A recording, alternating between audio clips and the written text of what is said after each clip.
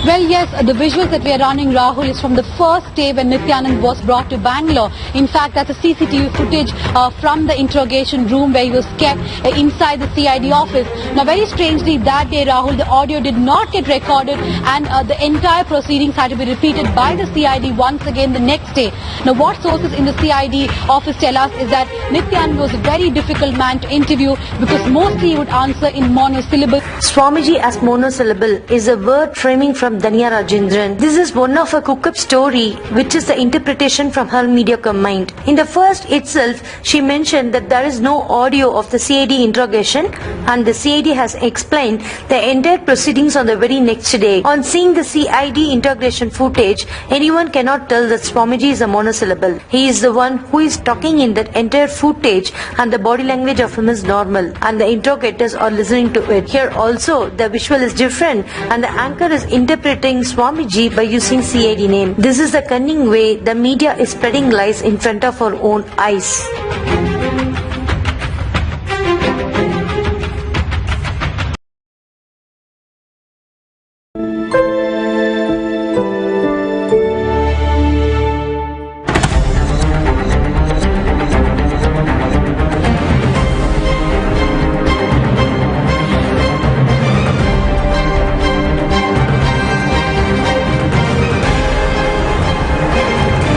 For explaining to all of us the truth and ensuring that their voice, their story is heard.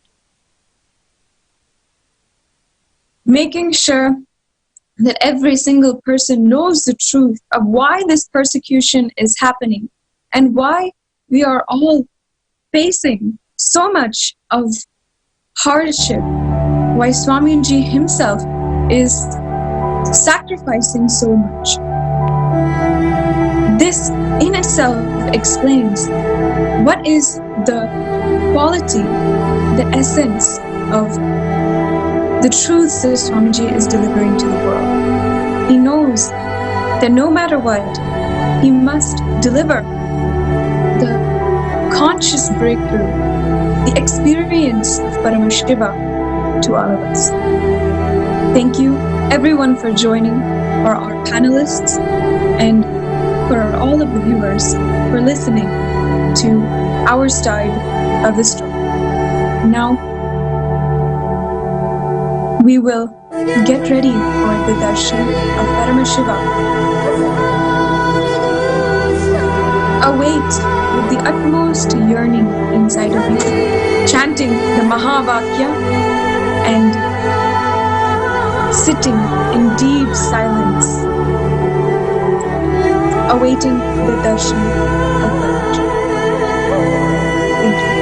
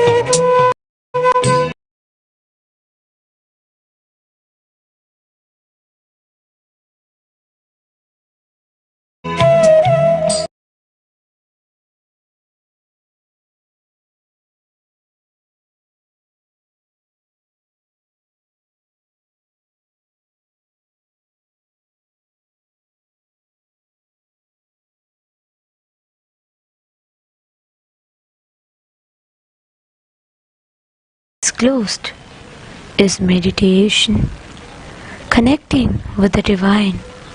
With your eyes open is darshan. Come, let us all now move from meditation to darshan. Slowly, very slowly, please open your eyes.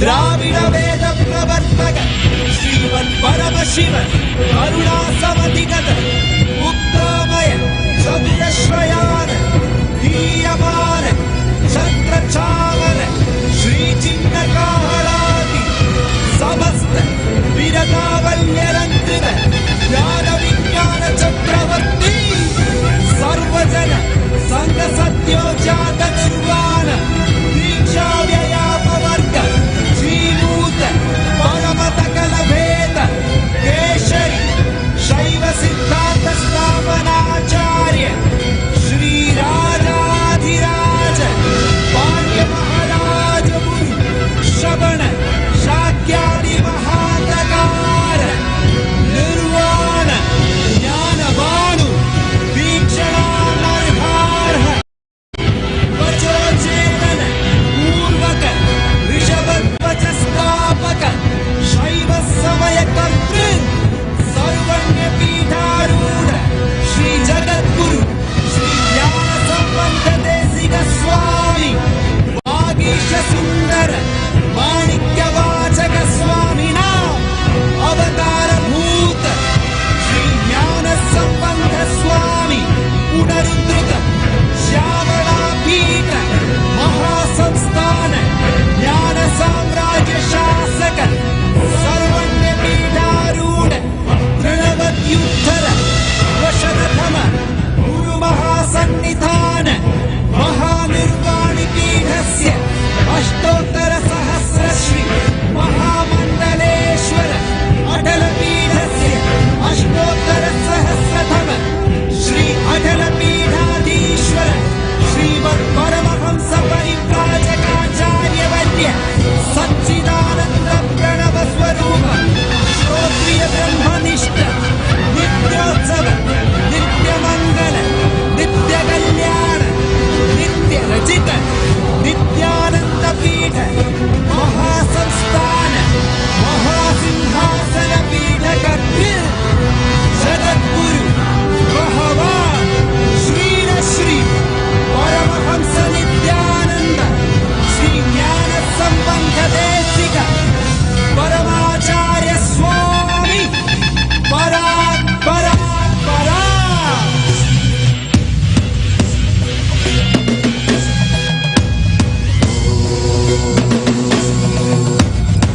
राजाधिराजाय प्रशक्यशालिने नमो वयं वै श्रवणाय कुर्महे रामे कामाय मह्यं कामेश्वरो वै श्रवणो ददातु कुबेराय वै श्रवणाय महाराजाय नमः சனடி போற்றி சிவன் சேவடி போற்றி நேயத்தே நின்றடி மலனடி போற்றி மாயப்பிறப்பருக்கும் மன்னனடி போற்றி சீரார் பெருந்துரை நம் தேவனடி போற்றி ஆராத இன்பம் அருளும் மலை போற்றி ஈசனே சிந்தை கவல வந்தனேசனே நீ வருவாய் ஒடு கனிகளை கொண்டு உன்னை பூஜித்தோ அருள் தருவாய் கலி என்னும் கடலினில் மூழ்கிட்டையும் நீ கரம் தந்து காத்திட்டு கருணை பொய்கையில் அலர்ந்திட்ட அளவற்றும் போல உன் திருவடியில் வாழ்ந்திட நிற்கிறேன் அருணாச்சலனே நீ வாரா அகண்ட ஜோதியனே வாராய் அல்லல்லி கிடவே வாராய் அகிலம் போற்றுகின்ற ஈசனே சிந்தை கவர்ந்த நேசனே நீ வருவாய் ஒடு கனிகளை பூஜித்தோ அருள் தருவாய்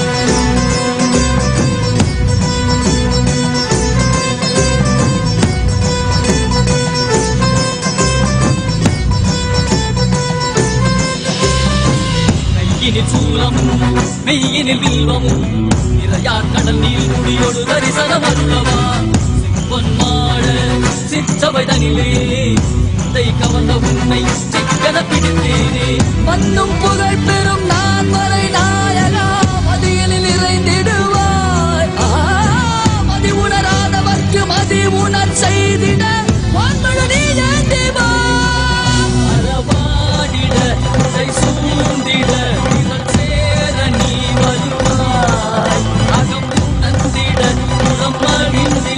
புலித்தோலோடு நீ வருவாய்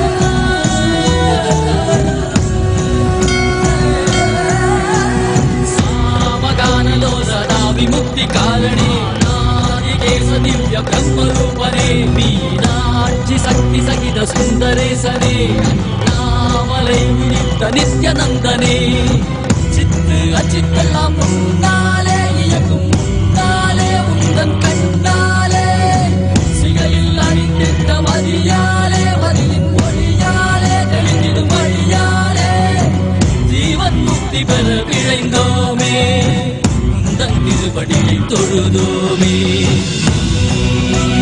வெள்ளியாகினாய் கிள்ளியாகினாய் கேள்வி காண பதிலுமாகினாய் ஊழியாகினாய் உலகமாகினாய் அதுமாகி அருள்படை தரு கர்ம வினைகள் தீர்க்கும் காசிநாதனே என்னை கர்மம் போக்கி எவ்வையாலும் நேசனே ஏகாந்தமாக ஏக பாதம் தூக்கியே மணியாரை காக்க வேண்டும் நித்யானந்தனே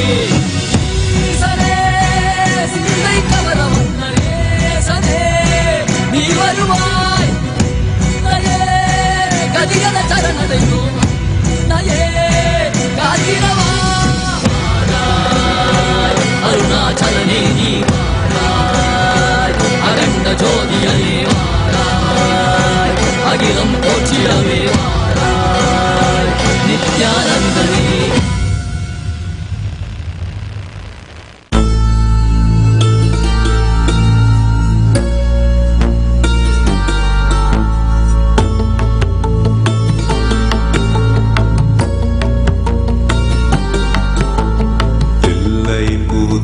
நடராஜா நீ எல்லையில்லாதவன் நடராஜா அணுவிலே அசைந்திடும் நடராஜா நீ அனைத்திலும் ஆடிடும் நடராஜா எல்லையின் கூத்தனே நடராஜா நீ எல்லையில்லாதவன் நடராஜா அணுவிலே அசைந்திடும் நடராஜா நீ அனைத்திலும் ஆடிடும் நடராஜா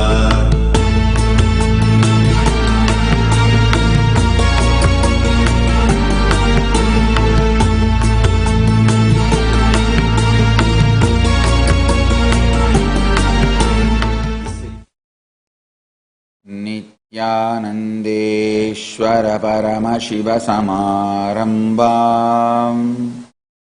नित्यानन्देश्वरि पराशक्तिमध्यमाम् अस्मदाचार्यपर्यन्तां वन्दे गुरुपरम्पराम्.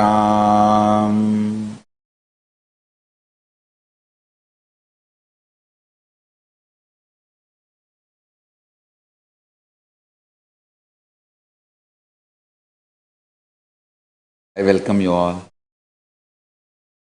with my love and respect. I welcome all the visitors, viewers, devotees, disciples, Sarvanyapita Kartas, Yajamans, Srimahans, Mahants, Tanidar Kotari, visitors, viewers, Kayakalpa Yoga participants, Diksha into Power Manifestation participants, everyone, all those watching on Kailasa's Nithyananda TV, YouTube Live, Facebook Live, Kailasa TV, Hinduism Now, Enlighten app, Twitter and two-way video conferencing having Nayana Diksha. I welcome all of you with my love and respects. And today, the second day of Rajarajeshwari Brahmotsavam,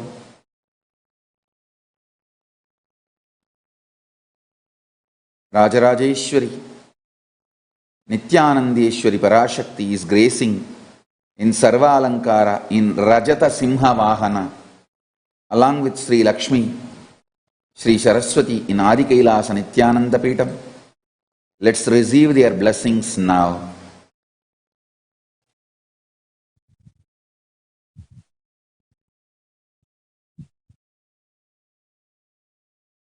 Om Dhurasiddhurvadhurvantan dhurvatanyosman dhurvatitandhur vayam vayan dhurvamastan devanamasistitamam papritamanjushtatamam manhitamam devahutamahamahritamasi havirthanandrikam hasva mahva armitrasyatva chakra prekshema bherma samvikta matvahi kusham Shri Nithyanandeshwari Parashakti Rajarajeshwari Namaha Dhupamagrapayami. Om Uddipya Svajata Vedo Pagnan Nirritim Mama Pashukis.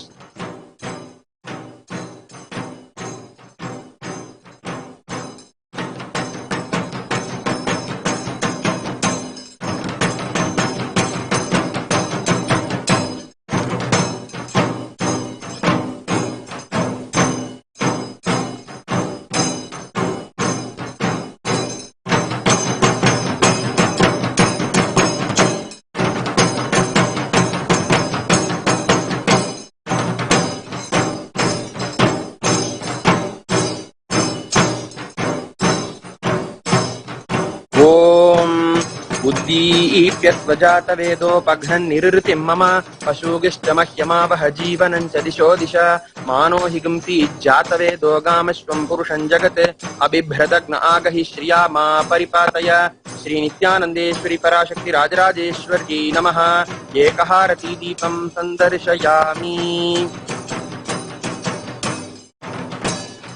Om Amrite Amritodbhave Amritavarshini Amritam Shravaya Shravaya Swaha. Om Shri Nithyanandeshwari Parashakti Rajarajeshwari Namaha Naivedyam Nivedayami. Nivedananantaramanam Samarpayami.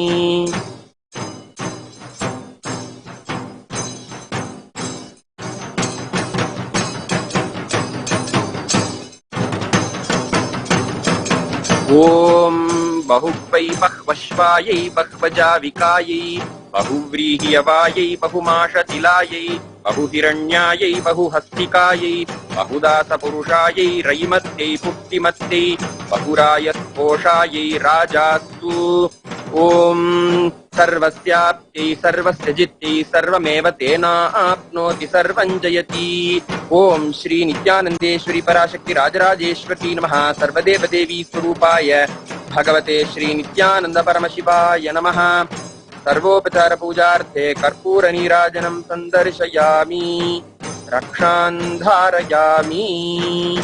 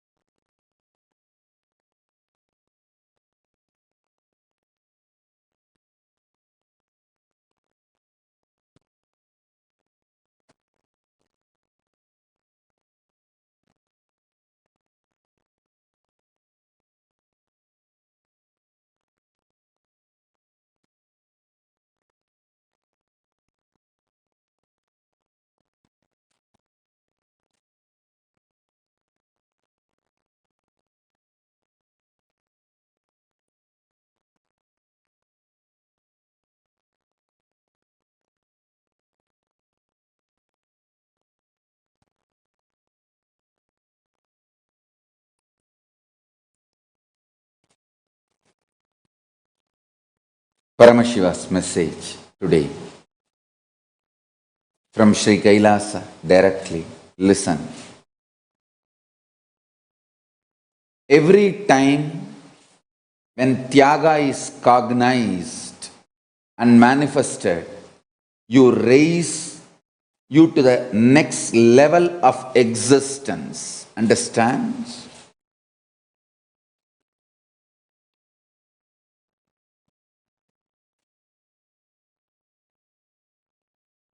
I'll tell you some of the stories, training I had with my own gurus. Usually, the biggest question I face from disciples, devotees, Swamiji, I don't feel like doing Tyaga, what should I do? Understand? Mind will never ever support you taking the decision of Tyaga. Because it's like how will the mind give up its right over you? You see, mind exists with a tremendous confusion and by keeping you powerless. It derives its life by keeping you powerless. How will mind help you to do Tyaga? Tyaga is like a fire. Mind is like a fungus, thrives in the dark, dirty water. It thrives in the dark, dirty water, stagnant in one corner. How will the mind allow the existence of Tyaga in you? No. It will try its best to stop you. Understand one thing.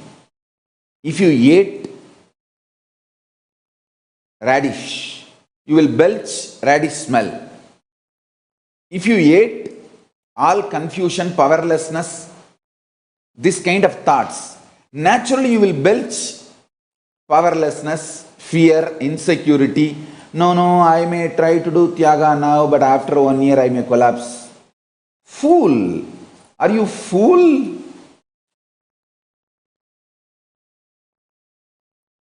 More and more Tyaga you will only raise to next level in your conscious existence. People try to tell me, oh, even if I think of sannyas now, after 2 years I may fail. Actually, failures happen only in marriage. In sannyas there is no failure. Sannyas is like having all your wealth in your bank, in your reserve in the hand. You can spend any time. A sannyasi can marry anytime he wants. He's a single. But a grihastha cannot become sannyasi anytime he wants. Grihastha or a married person is a life spent already. You should feel more secure with sannyas, not with grihastha life. Here you have more freedom, more opportunity, more possibility. Things are more open to you. I am not encouraging sannyasis getting married. Please understand. Please understand what I am saying. I want all of you to know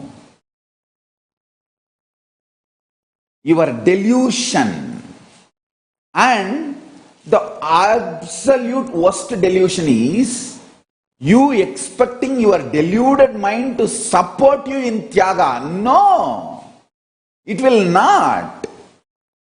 Your body is filled with toxins. Mind is absolutely confidenceless.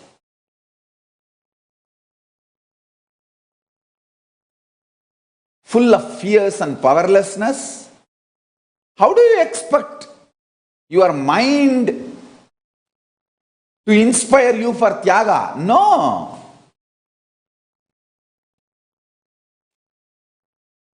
Only the conscious, ferocious decision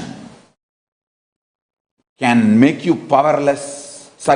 Can make you get out of powerlessness. Can make you free from powerlessness. Understand? I tell you.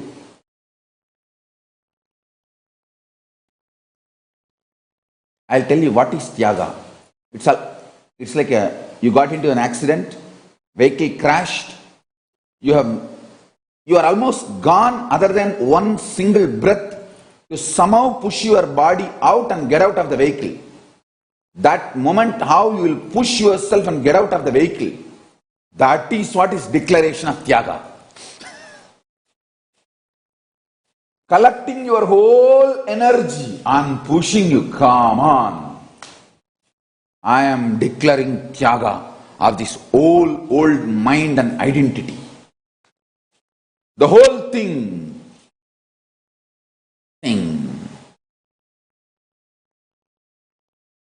Understand? I tell you, that is the way Tyaga functions, that is the way Tyaga works out. Tyaga will never happen by your mind getting convinced and supporting you. It's not like a vacation you are planning, where everything will be in your favor and you say, oh, ha, jujil. No. Tyaga is breakthrough in your consciousness. I tell you, all the best moments in my life was decisions made in utter Tyaga.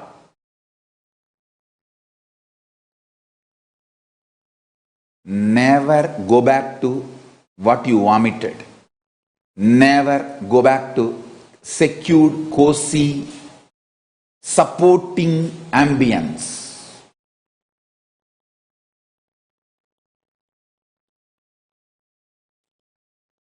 Renounce higher and higher. The moment you go higher, renounce that also. When you go next level, renounce that also, but never come down.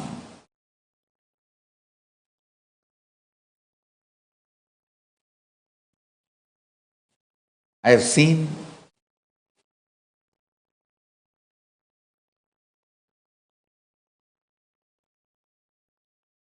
how the Tyaga works.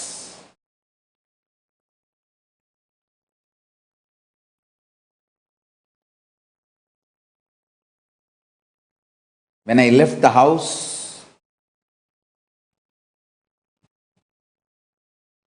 to build one ashram,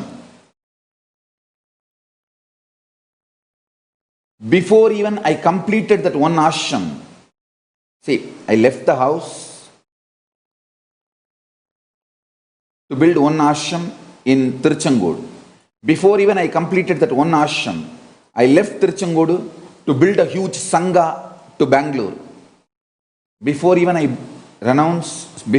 completed the building of the big sangha organization, I renounced that too to build this Kailasa nation. But nothing has left me. I have not renounced anything. End of the day, see that still the first ashram is getting constructed, getting completed. Second one is evolving in a full-fledged way. The third one is already happened. In Tyaga, you change the whole space inside. I tell you, I am giving you small examples. In Tyaga,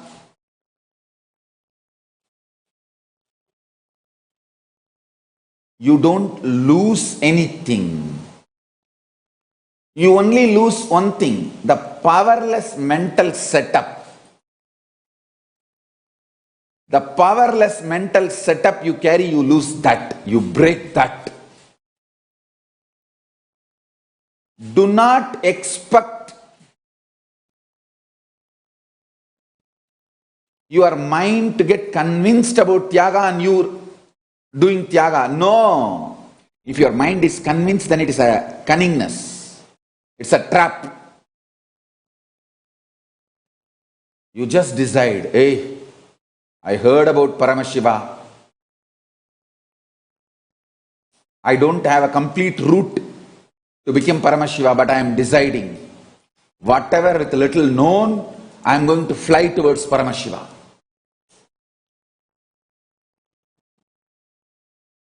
The power to take absolute risk is Tyaga.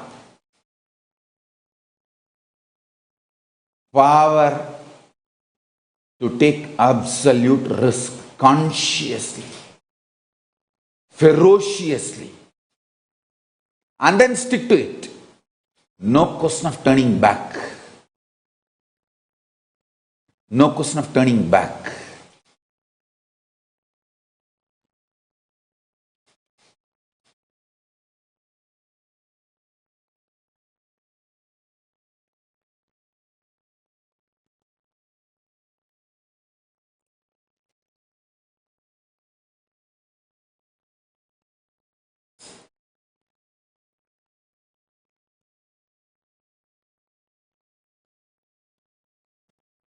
Every time when people are deluded, the only question they raise, Swamiji, somehow I am not having that confidence, decision, I should do Tyaga.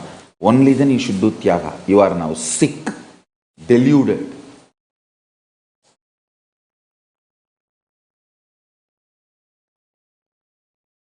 Breaking the old identities, fears.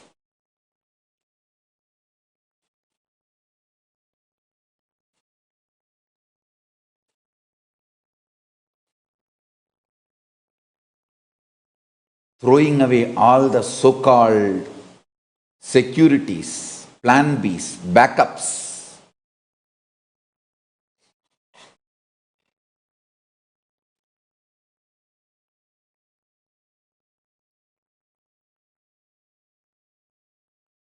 Is Tyaga.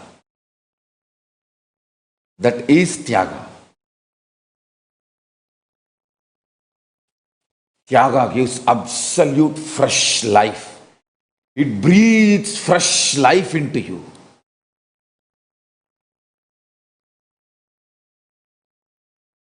It actually breathes fresh situations, lives, understandings.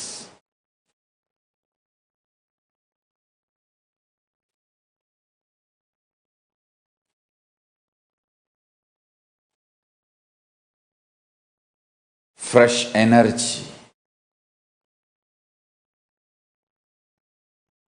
If you eat radish, you will belch radish.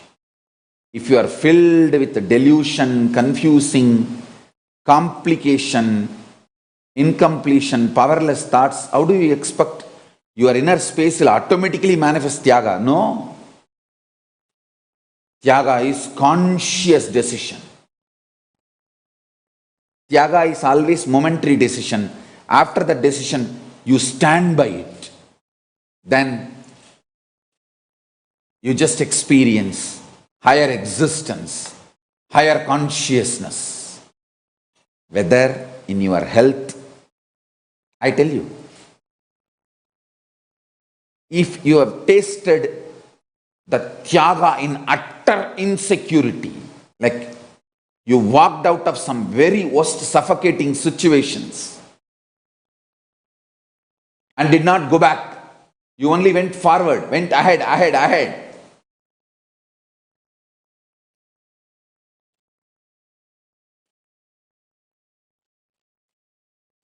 If you have tasted that kind of a Tyaga, you will even walk out of cancer.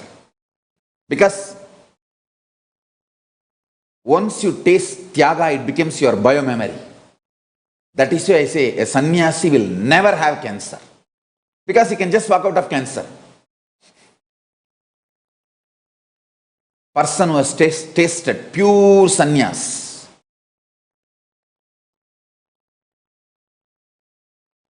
I have walked out of multiple suffocating situations in my life, never turned back, looked back, even thought about looking back.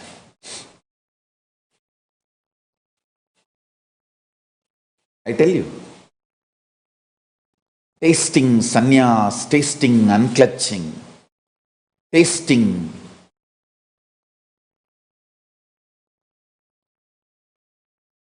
Tyaga is all one and the same. In Tamil, once Arunagiri Ishwara told me, நாய் தான்ப்பா வாந்தி எடுத்ததை வாரி திங்கும், நாம பண்ணப்படாது. Only dogs eat what they vomited, not human beings. So once you renounce, do Tyaga and move ahead, go ahead, march ahead, never looking back, never going back, never getting into the cozy, secured, backup plan B's.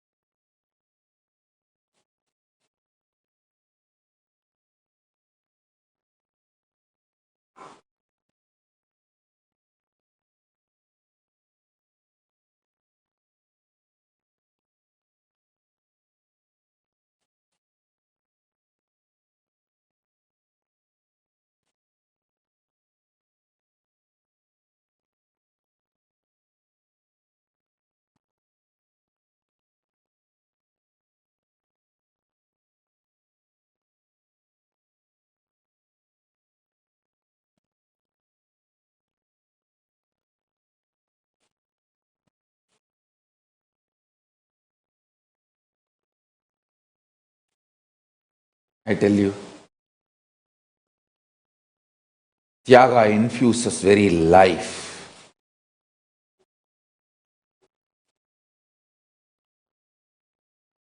in you.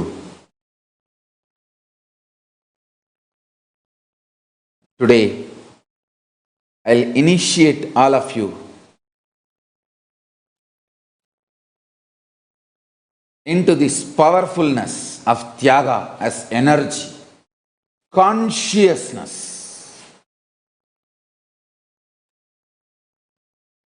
After a break, let's get ready for this initiation process after a break.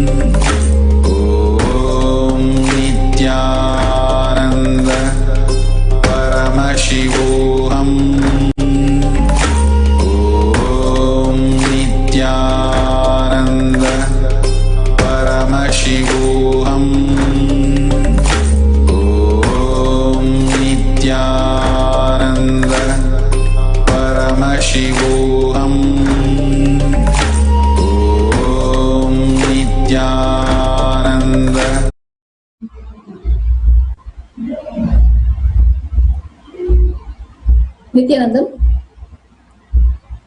just beautifully Swamiji shares how Tyaga gives powerfulness in us, how by doing Tyaga we actually become wealthy, how we do not lose anything. Such beautiful, powerful cognitions that Swamiji is giving us every day. As we are celebrating the Rajarajeshwari Brahmotsavam and the Vijayotsavam Brahmotsavam, and both combined together on March 2nd, celebrating the Anti-Spiritual Elements Suicide Day and the Rajarajeshwari Brahmotsavam. On this special day, we are offering Chandi Homa, a special Chandi Homa to remove, to destroy all negativity and for a glorious victory. On this very special day, to celebrate this occasion, the whole Nithyananda Sangha around the world want to share their joy, their gratitude and their love to Swamiji. Why do they follow Swamiji? There is a beautiful campaign going on, Why I Follow Nithyananda. This campaign is so dear to many. It is very close to their hearts because all they have to do is just share their experience, why they follow Swamiji.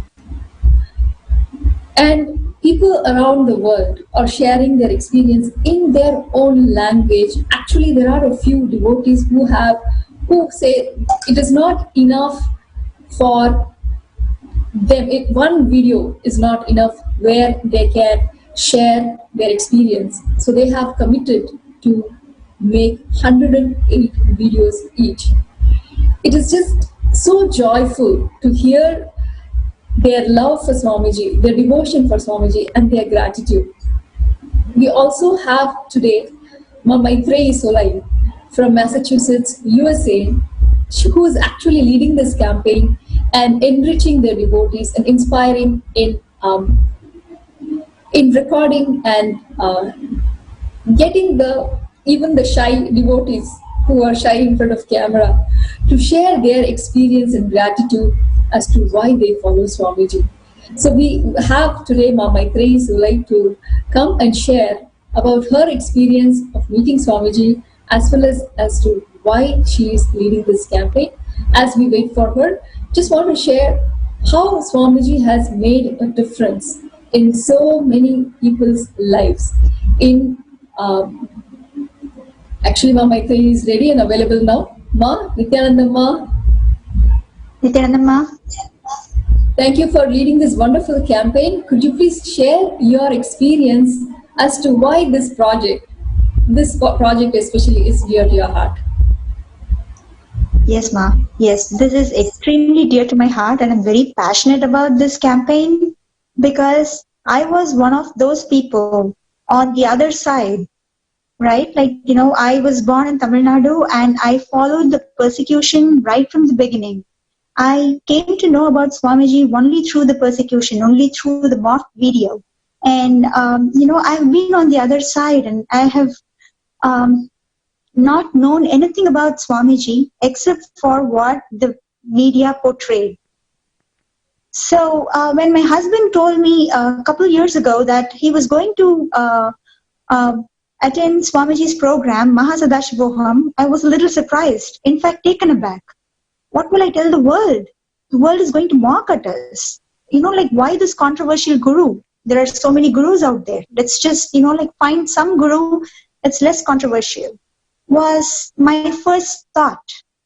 But then, my husband insisted. He said he had done his research and he found Swamiji to be very genuine, very authentic. And he did attend the program and I saw him transform.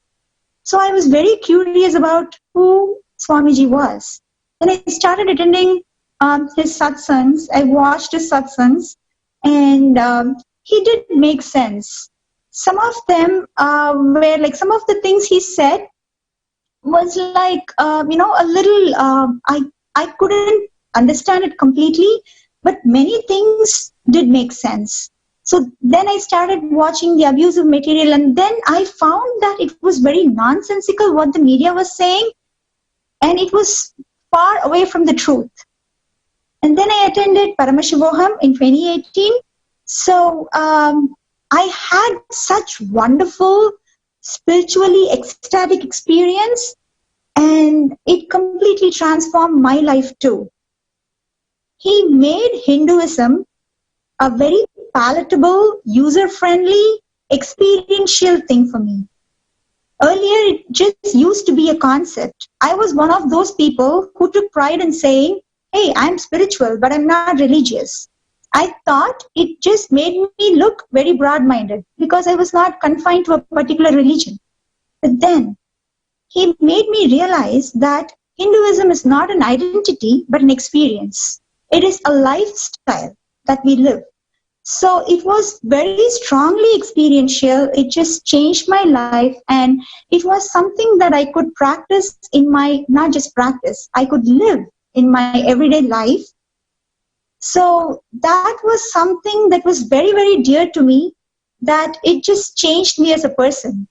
So, this is something that I have done my fair share of guru shopping. I have done pranayamas, I've done meditations, like meditation camps, and so many things for stress-free living, right? But Swamiji was the first guru, and he is the ultimate guru, and my search has ended there. He showed me that, all these things are just tools. But enlightenment is the instant powerful cognition we have, right? It is very instant. It does not need many, many years to achieve. So that's something very dear to me. And I want this experience to be felt by everyone in the world. And since the public is not aware of, how awesome my guru is, I want to take it out to the world. That's why this campaign is very dear to me. And I want our, Sangha to participate in this campaign and tell the whole world, shout out to the whole world how awesome our guru is. The social media and internet is filled with abusive videos, troll videos, things taken out of context. Okay, so they have they take a 30-second video from Swamiji's 2-hour satsang, and they just project him out of context. So I want to show them that, hey, that's totally not true. Swamiji is very genuine, very authentic, and he is the super cool guru for the modern mind. He knows how a modern mind is confused, how it is depressed, and all the things it goes through, all the ups and downs, and he gives very practical solutions to all of them. And he also gives the eternal solutions from Sanatana Hindu Dharma by quoting the scriptures. It's not something out of the blue, that's something that he, cooks up. He gives the solutions which are eternal. So that is why this campaign is very dear to me, and I'm very passionate about it. Thank you, ma'am. Thanks for sharing. Actually, we could list a million reasons how Swamiji has contributed in our life and how he has made a difference. Let me start writing down. There are probably a million things that we could list. One of the most powerful difference that Swamiji has made in my life is I always used to expect conducive surroundings, environment, things to be in my favor, so that I can be successful. If such and such things are around me, then I can be successful. If I'm not successful, it's because this did not work out, and that the person did not, coming up with reasons and saying, okay, this was not conducive for me, that is why I failed, that is why I lost interest, and all that kind of reasons. Swamiji literally broke that in me by showing, in spite of all this continuous persecution, attacks and hate speech and whatnot, he is not giving up. He is clear on his purpose, his vision, what his vision for humanity is. That just makes our silly problems just disappear and irrelevant for life. So that one thing, that one of the million things, but most important in my life, I feel the best thing that has made a difference in my life is it doesn't matter whether the environment suits you or not. You make it suitable or you don't even bother, you just keep going. How Swamiji just makes us successful in our life. Having a powerful cognition, no matter what happens, you just win because you decide to. And that is one of the things that I really feel, in my life that Swamiji's has helped me in making a difference in my life. And of course, there is like a million other things that which I could go on list. So how is this campaign going on so far, and how is the response worldwide? It is going really awesome, actually. I'm so inspired by the enthusiasm of Sangha from all over the world. In Europe, we have Atmadaya, Shubhamaya, and Bakula. All three of them have pledged to make 108 videos because they could not make just one video. They have 108 reasons, to celebrate Swamiji, to offer their love and gratitude to Swamiji. And just the three of them are making more than 200 videos. We have the entire Europe Sangha. They are having Zoom sessions, and they are doing these videos together. And we have the Chinese Sangha. They are meeting up every day. They are making videos. They have pledged 1,000 videos in the next 2 days. And then we have Tamil Nadu Sangha. They have pledged 1,000 videos too. And there's a lot of buzz and excitement about this from all over the world. And in North America also, we have a lot of people meeting up at temples, and they're doing the videos there. So yeah, things are very exciting. I'm just very inspired by the enthusiasm of Sangha. Wonderful, Ma. Thank you for joining. And I just wanted to share all other beautiful events that are happening. One, as we shared, as we're celebrating the Rajarajeshwari Brahmotsavam, is the special Chandi Homa happening on March 2nd, celebrating the Divine Mother as Chandika Devi, to remove the negativity, whether it's inside or outside, just destroying them completely. And for a glorious victory and powerfulness, we are offering the Chandi Homa on March 2nd, of course, in Adi Kailash. Every day, every single day, Chandi Homa is performed, and this special day we are offering for this very special purpose of celebrating the anti-spiritual elements suicide day. And on March 3rd is the Jivan Mukti Day, celebrating by worshipping the Living Enlightenment book. And of course, there is a separate campaign that is going on, which I would be happy to share with you tomorrow with a special guest. And also, every weekend, the Diksha into Power Manifestation program is happening around the world, including this weekend. There's many centers around the world participating, and many devotees have joined and enjoying the Diksha, the powerful cognitions, the Diksha by Swamiji in awakening the Kundalini energy. So thank you all. And of course, for all these programs, you can register at Nithyananda Hindu University /Daily Satsang. It's where you can register for the Chandi Homa as well as for the Diksha into Power Manifestation program. Ma, would you like to share where people can upload their videos who is interested in participating in this Why I Follow Nithyananda campaign? Sure, Ma. So it's tinyurl.com/why-Nithyananda. Y as in yes, why Nithyananda. Wonderful, Ma. Thank you. It is tinyurl.com.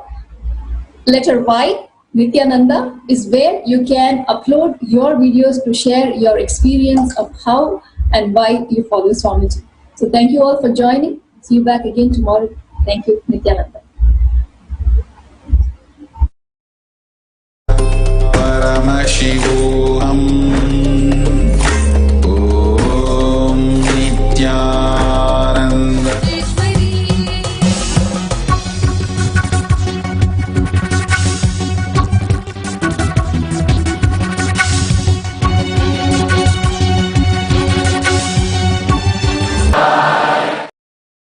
Chitta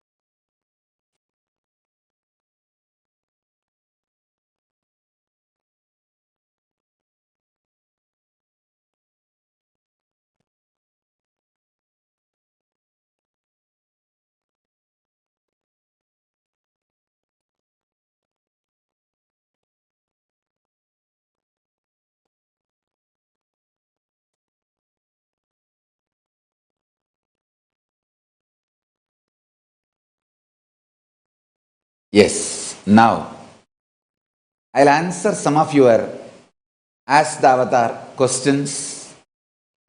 Sanjay Verma is asking, Nithyanandam, beloved Swamiji, is who and how I am being to myself the source of who and how I am being to others?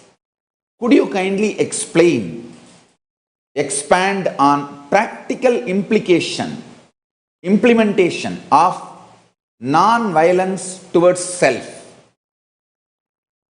Thank you very much for this super deep Tyaga series and Ashtabhairava Nyasam process. Sanjay Verma, listen. You are my own. So I will give you the straight answer. First, listen to this very carefully.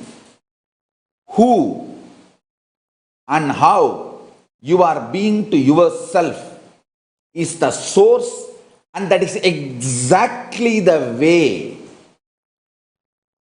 you behave with others. You are being to others. See, you are double-edged sword. I should say all side you are edged sword. The words you use towards others is the exact words you will use towards yourself.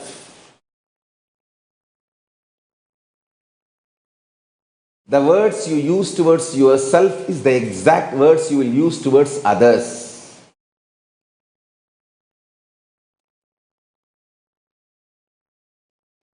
Be very, very, very clear.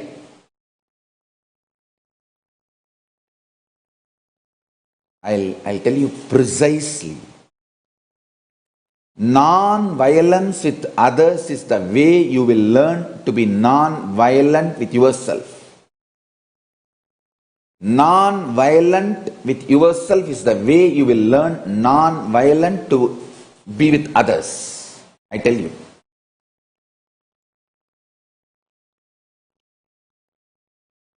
Once my Guru Raghupati Yogi, he told somebody to do fasting. That person came back and reported after 36 hours, one and a half days, that he is having a gastric problem. He said, till the gas formed in the stomach, till that gets burnt, do fasting.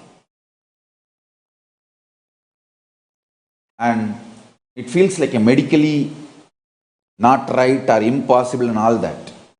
But I saw that person within 4 or 5 days. It was actually like a juice fasting. Only juice and no solid food. In 4 or 5 days, I saw that person's stomach became clean. The gastric problem got healed. And that very pattern of developing gas, if you don't eat, is broken. Is free, liberated. I tell you, digest when the violence erupts out inside you, about you or others, by Tyaga, renouncing it. In few days you will see that violence towards you and others, that very core source pattern will be broken. You will break it. That power of Tyaga will make you experience non-violence. Power of Tyaga will make you experience non-violence. Understand?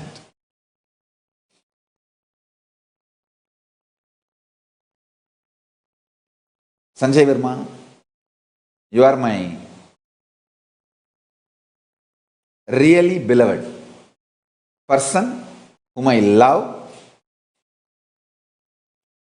who is just part of me. Direct answer I am giving you, direct solution.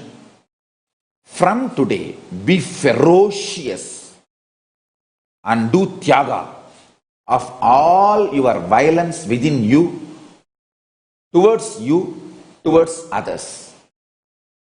I'll give you $1 billion. Listen to this word. I'll shower you with $1 billion. I'll give you such big breakthrough.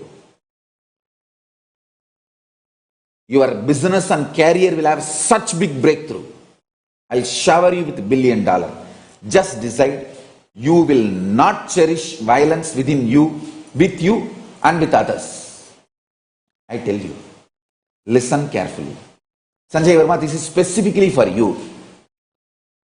When people attack me and the Sangha, they cause a lot of damage. They actually steal money. Many fellows who are attacking now, they have cheated Sangha, stolen a lot of money, stolen things, many things. But I tell you, that is not at all shaking me.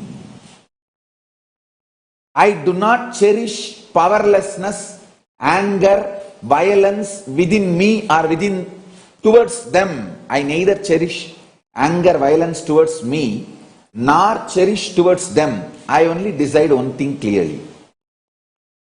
I will continue to do Tyaga, and I will go on, be honest and integrated and contribute whatever I can to the world.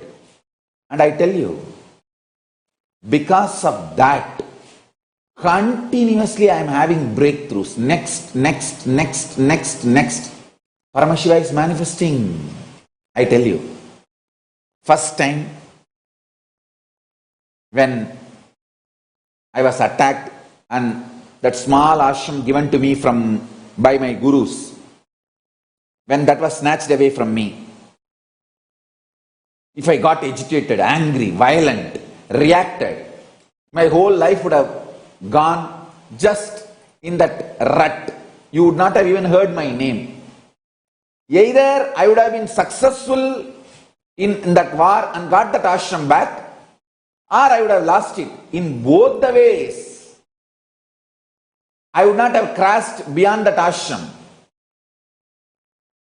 It's a small half an acre property in Tiruvannamalai, but a lot of sacred sentiment because my gurus gave me. Anyhow, whatever it is, if I got into the violent fight which they expected I will get in, see, they really expected I will get into the fight with them, then either they will push me to do legal fight. If I have entered a legal fight, it will take 50 years in India to get any civil case solved. So 50 years it will be in the hang, and 50 years I have to be sitting there, possession. Only then the 50th year end, I will get legally ordered that property belongs to me. Or if I enter into some agitated reactionary assumptions based action, illegal fight, then either they will be in jail or I will be in jail, but the whole thing would have been a mess. So understand, if I got into the rut, the trap they laid, either way, I would have been the loser. Even if I win the property after 50 years, what is the use? My whole life would have gone stuck with them and doing that whole legal rut and holding the position. Instead, I decided, what is intelligence here? Tyaga. I am neither going to have violence within me, nor going to cherish violence towards them. I am not going to decide anything with that feeling I am cheated, exploited. Let me contribute what I need to contribute to the world. I have two big things to be shared with the world. I moved to Bangalore empty-handed. The whole Sangha happened. There again they attacked. Then again I have decided, now fighting with them. Yes, I will prove I am innocent and I will win this legal war by the time they may kill me, because this time it is direct assassination attempts. They may kill me. Even if I stay there, you see, many people who don't have any respect for any law, any order, liars, outright liars. They try to lie. If you have not done anything wrong, why are you afraid of law? Why are you? The attack on me is not legal. It is assassination attempts. They want me to attend the court cases, everything, so that I will continue to be available within their jurisdiction. They will know where I am, they can kill me. That is what is real motive for them. They know if I have to attend these court cases and all that, then I have to be in that jurisdiction. And they know, once they know the jurisdiction, they know how to kill, eliminate. Understand, the whole attack is about killing, eliminating. You don't understand, Hindus are not safe due to various reasons.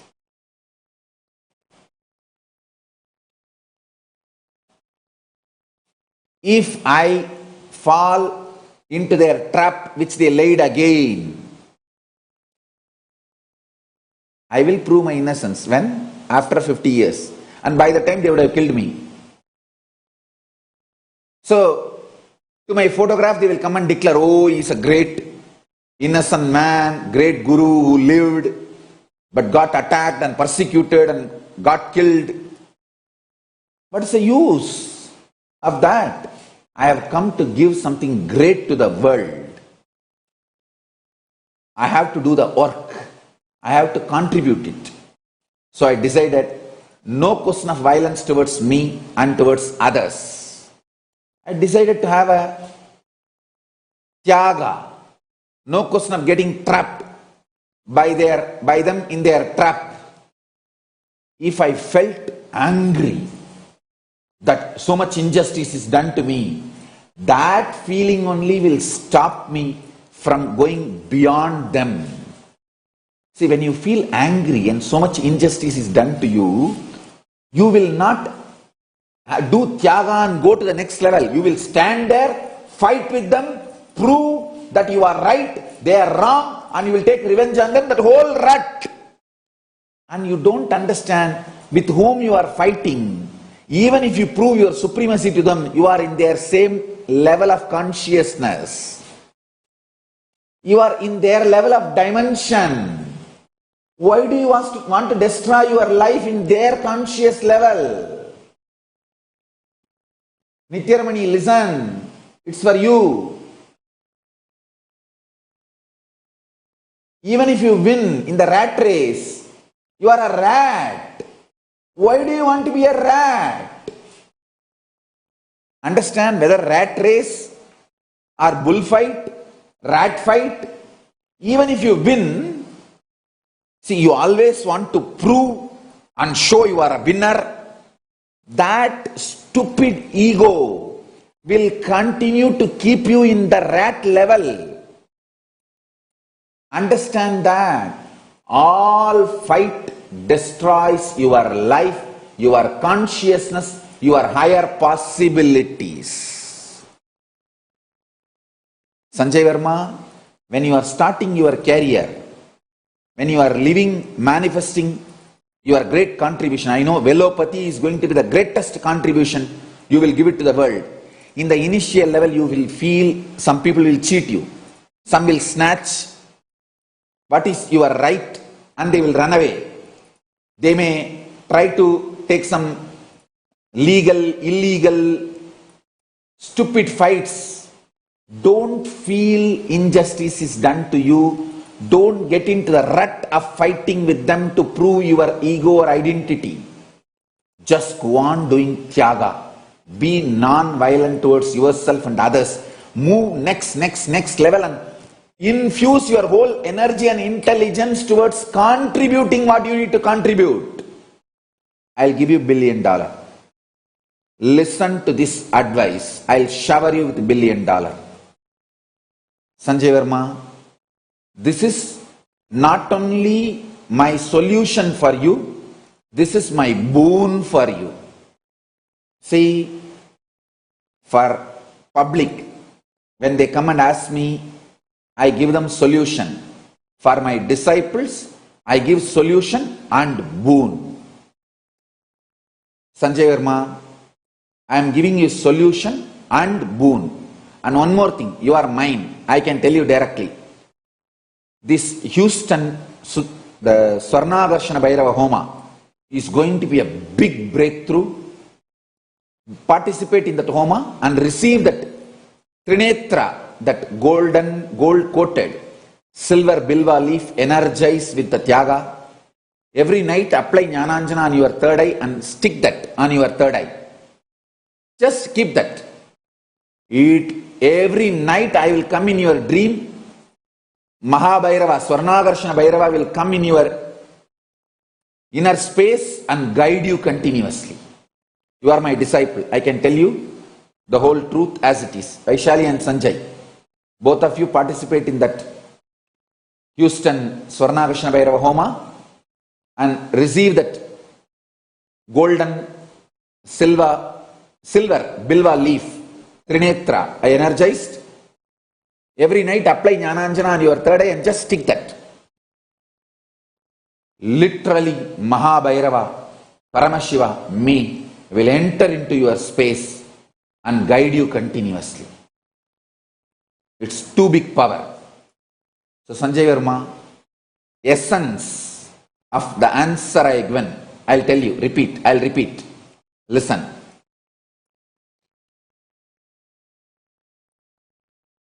Even when you strongly feel you are cheated, don't react. Even when you feel strongly injustice is done to you, don't abuse, don't react, don't have anger within you, don't have anger with others.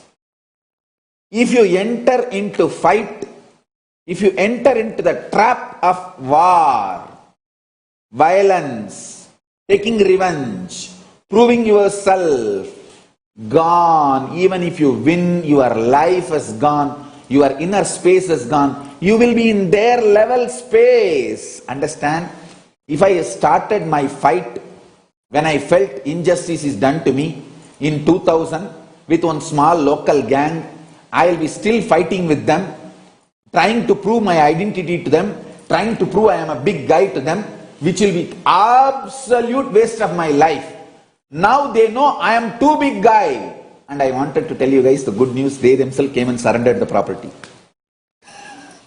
They came and voluntarily surrendered the property, saying that this place is too sacred and it should be celebrated by Swamiji and Swamiji's presence. Please tell Swamiji to take this and keep it with him. And we don't want to anymore involve into this small silly thing. And you understand, it really happened. Now, none of them are there. The people who threw me out, they are not there. And our puja is going on. Regularly our disciples are doing the puja and everything is in our hand now. I got that property also back and I did what I need to do to the world because of my non-violence. I tell you, in every level, do not engage in war or fight. Do not get distracted, destroyed consciously. Sanjay Verma, this is for you. And Nithya Ramani, this is for you. And Sona Kamat, this is not for you. Sona Kamat, for your situation, the solution is different. I will tell about that later to you directly. This answer applies to Sanjay and Nithya Ramani.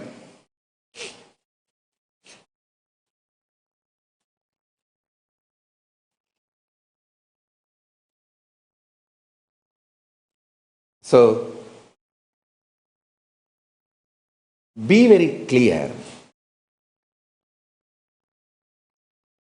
There is a saying. People try to tell, oh, my enemy decides what weapon I should pick up. It's like, oh, if he argues, I will also argue. If he legally fights, I will legally fight. If he picks up some other weapon, I will pick up that same weapon. I tell you, that is absolute foolishness. You will be in his conscious level. You will never have a breakthrough. Just go beyond. Do Tyaga and become non-violent. You will set a different standard for yourself. If I was fighting with the people who threw me out of Tiruvannamalai, I would have been stuck with them. Or if I was fighting with the people who were chasing me from Tiruchengood, I'll be stuck with them.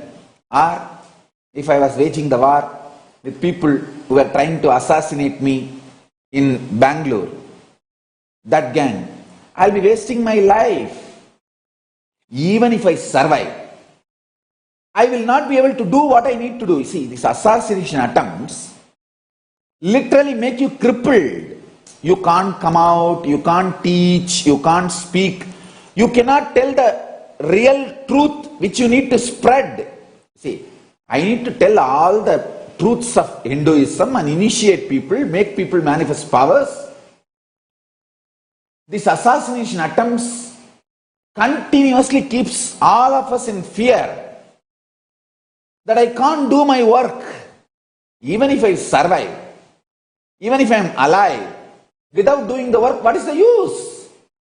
That is why I decided I am not going to engage with them or trying to prove my supremacy to them. I decided I have to do my work. That is my first priority. Doing work, whether I live or die, I don't care. By not doing work, whether I live or die, it is useless. So I decided I'll find the right space and place to do my work, and I'll do my work. And I am successful. Paramashiva's blessings, Mahabhairava's blessings, Mahabhairava's protection. I won the game.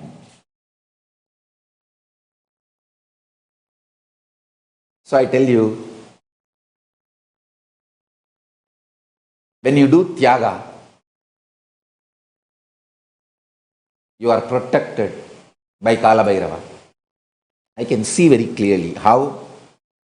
Not only that, when I did Tyaga, I am seeing so many of my sannyasis and disciples raising the standard of Tyaga. All of them are also raising in the standard of Tyaga. They are all just raising themselves. Hey, yes. This is the secret of success.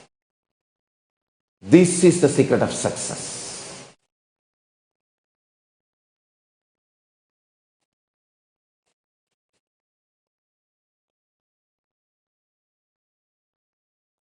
And I tell you,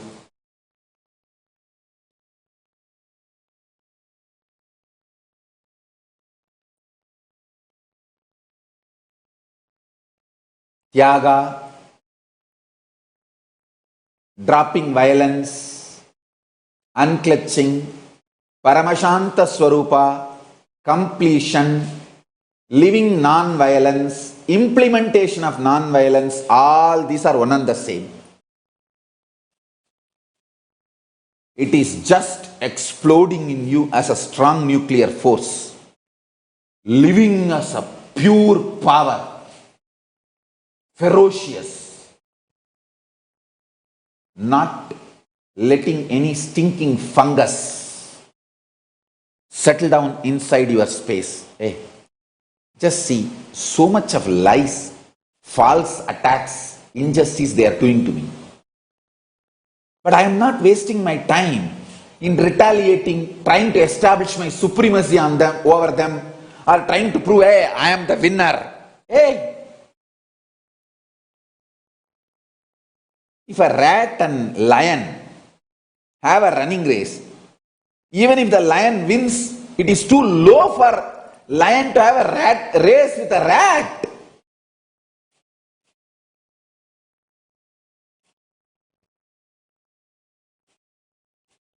It is too low for a lion to fight with culinary Even lion should not fight with Kulnari.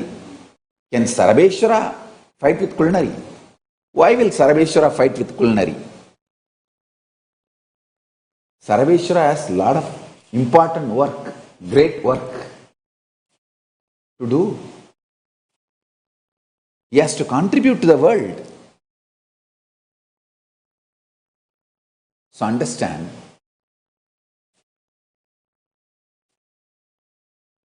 when you get engaged with your enemies, even if you win, you are trapped by them.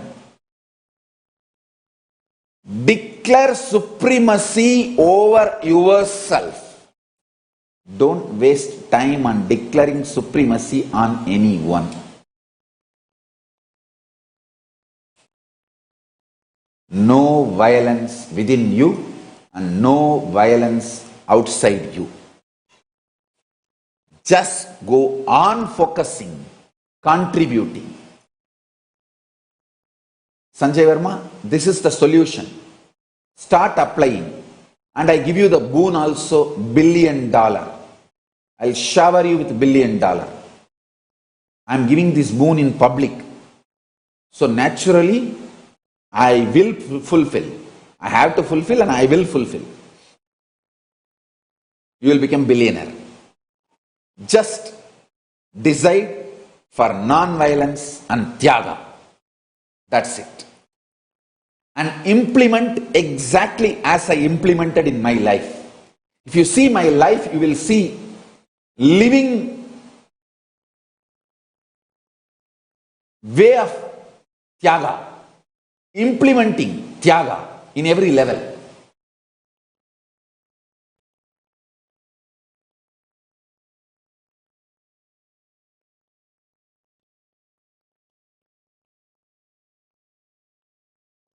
Yes. Next question. Sumalata is asking, Guru embodied has to be given more importance or Guru Tattva? Teaching's essence is to be imbibed as the goal of any seeker, is to be established in ultimate truth going beyond all identities. Pranams, love and respect, Swamiji. Listen, Sumalata. This is the answer for Sumalata and for everyone. Listen. Teachings, Guru Tattva, is only to lead you to the Guru embodied. Vedanta, principles, great philosophies, Guru Tattvas, practice, everything is only just to reach you to the embodied Guru. Only embodied Guru can give you enlightenment.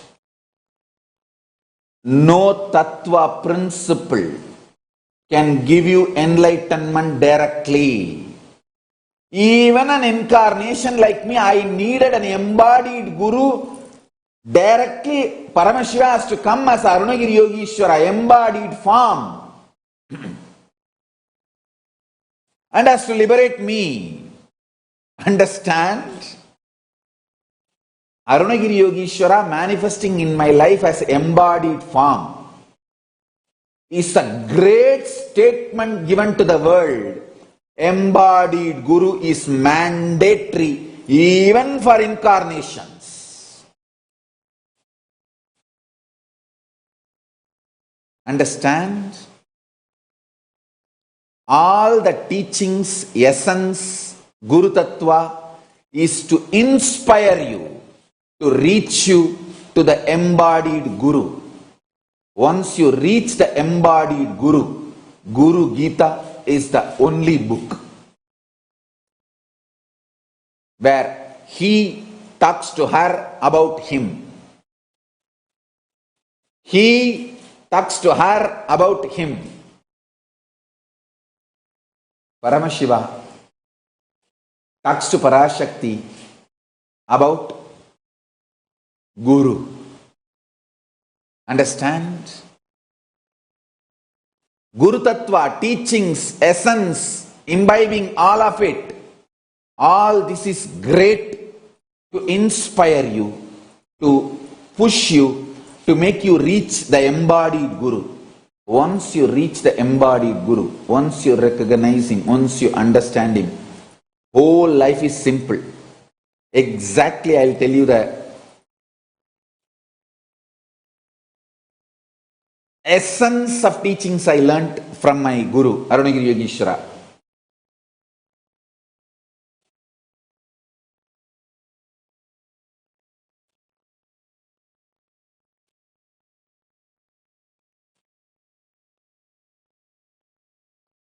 Simple word. If I have to translate the essence of what I received from Arunagiri Yogeshwara, have simple attachment to the embodied Guru, simple obedience to embodied Guru. That's all.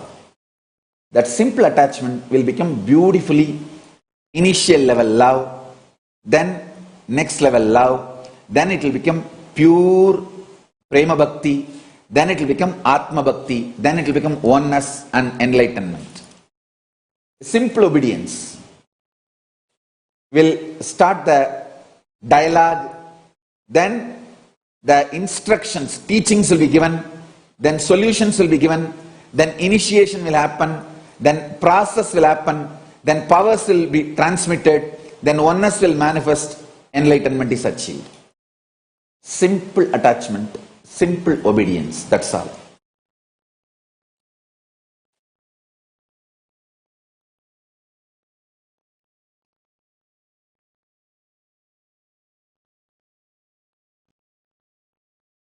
All teachings, Guru Tattva, essence to be imbibed, all this ultimate truth, everything is only to connect you to the embodied Guru. Once you have reached the embodied Guru, after that only one teaching, simple attachment, simple obedience, that's it.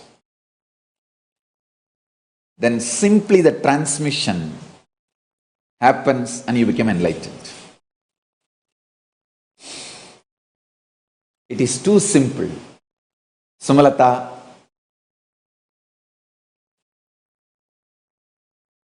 this is a direct answer for you and for everyone.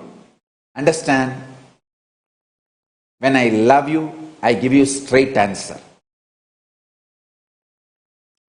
What I am talking now is a straight answer. I am not bothered about trolls.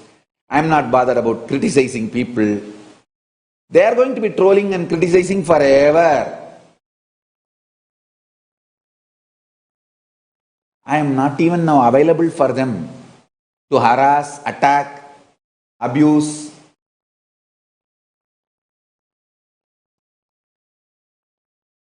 I am not bothered about them. I am not going to answer for their sake. No. I am answering straight for the real people who want real enlightenment. If you want real enlightenment, because only Guru knows what has to be imparted in you and where you have to be given a breakthrough.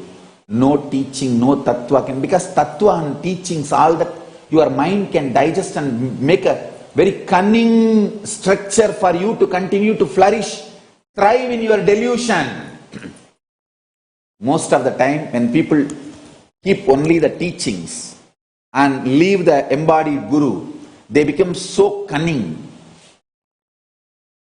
to make the structure for themselves internally, mentally, to thrive in their delusion and continue to feel that they are great spiritual seekers or enlightened beings.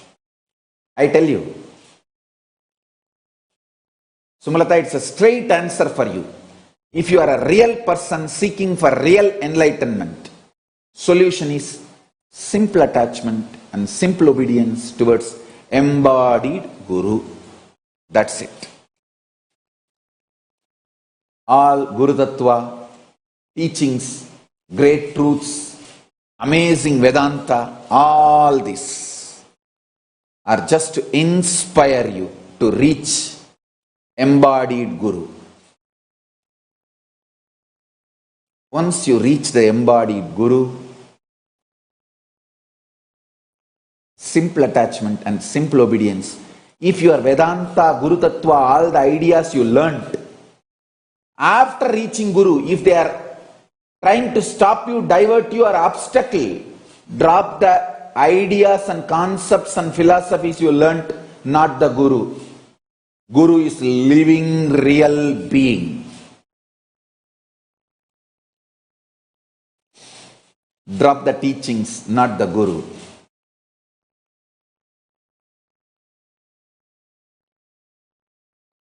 Living, real being is the only one who can transmit the Shakti Pada, power manifestation, and give you enlightenment. So Sumalata, this is the direct answer for you and for all the real seekers.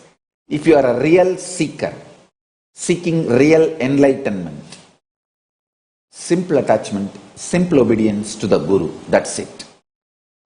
Embodied Guru, that's it.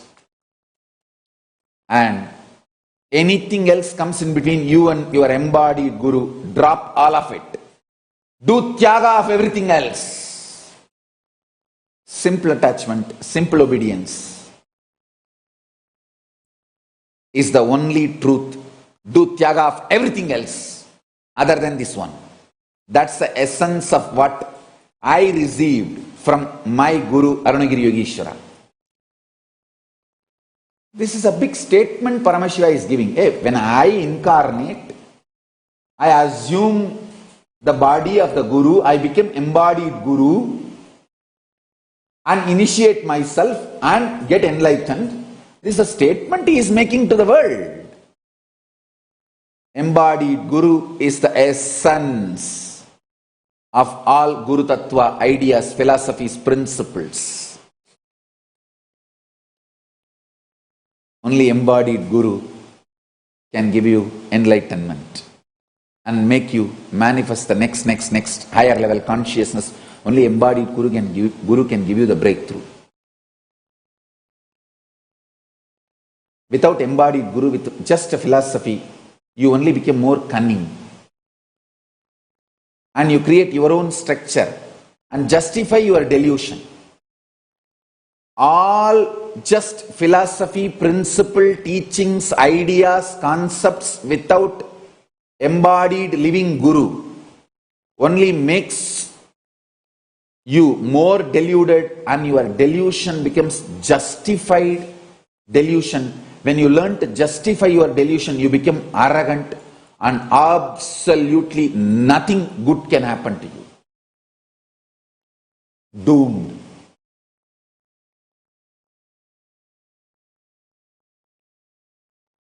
So if you are a real seeker, interested in real enlightenment, have real simple attachment, real simple obedience to the embodied Guru.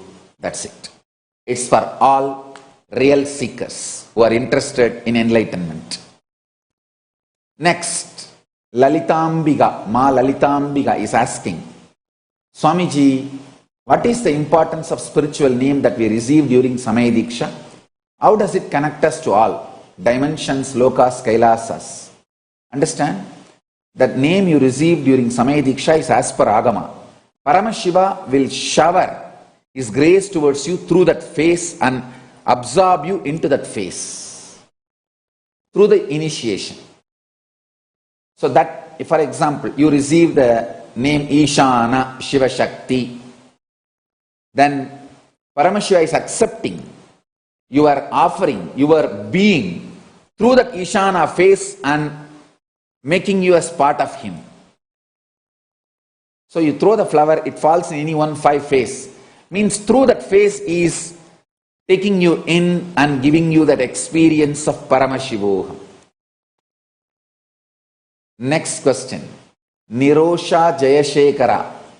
Swamiji, I want to be part of 10,000 people radiating Paramashivatva. But I have anger that need to be removed. Also, when someone left the body, can that soul be around without taking another life? Understand, first thing, I'll answer the first part of your question. You want to be part of the 10,000. You just need to renounce your anger.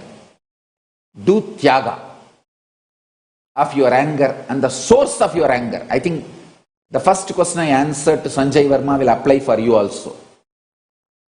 Nirosha, I know the depth of love you have for me, and I do have the same depth of love for you. Just remember our love. Our love is too powerful than any anger you carry.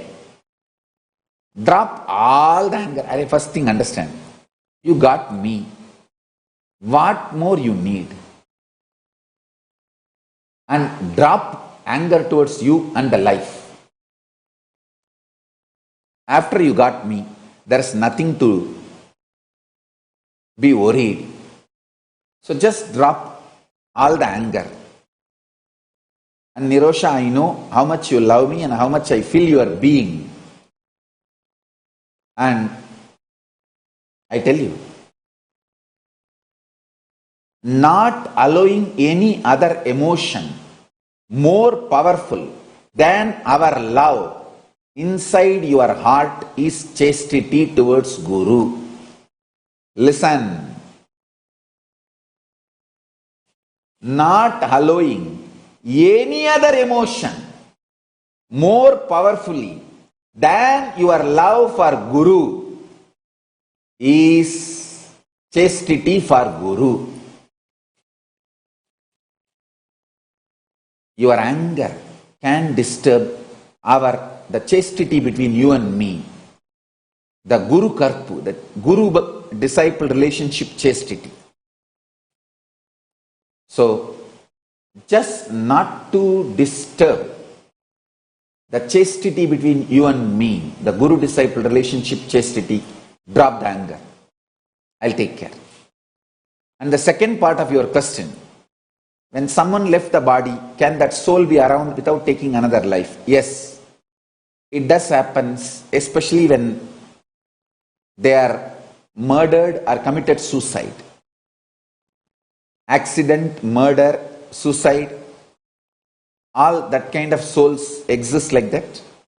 One Maheshwara Puja will solve the issue. They will be liberated. So now, with this, I'll move to the initiation. Understand?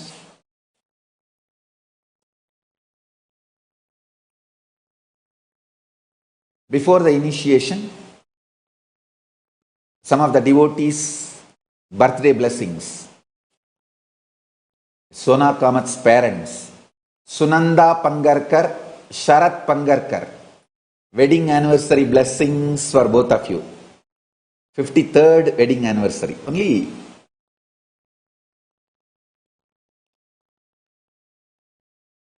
in India we celebrate this 50 years of together and all this. It's a common thing in India. I'm so happy. Sharat and Sunanda Pangarkar, blessings to both of you. With all the auspiciousness and health, you will live a long, happy, blissful life with me. I'll be with you. Sharat Pangarkar, I'll heal you also. Next, Harish Hadley's wife Lata, birthday blessings for you. With all the auspiciousness, you will be with me, I'll be with you. Blessings. Yuan Jin Yu from Malaysia. Yuan Jin Yu, birthday blessings for you. I am with you. And I have one more important, beautiful gift to share with all of you. Something very near and dear to my heart. See, these 5 things are too important in my life. I love them like anything. Arunachala Hill, the embodiment of Paramashiva, Bididi Banyan tree, Kailasa Hill in China, in Tibet, Ganga, the temple tower of Sundareshwara, All these are so dear to my heart. That's why I put all of them as a part of the Kailasa flag. Today, we fixed a permanent web camera for Biddi Banyan tree. 24/7 to have live darshan. Actually, I did it for myself. For my sake, we did it. I decided to open that to all of you. It's now for all of you. 24 hours you can have darshan of Paramashiva in the form of Kalpavriksha, Biddi Banyan tree in Adi Kailasa. Before going to work, any work, just have one click and have darshan and ask Kalpavriksha, Paramashiva in the form of Kalpavriksha. He will give you the boon. Go and do the work. It will be successful. Make this as your lifestyle. So nice to have this 24/7 fully live darshan of Paramashiva in Adi Kailasa. You can see now, even now the monkey is playing on the Biddi Kalpavriksha, Adi Kailasa Kalpavriksha. I did this for me. I have decided to open it for all of you. So live view of Adi Kailasa Kalpavriksha. I changed that into Biddi from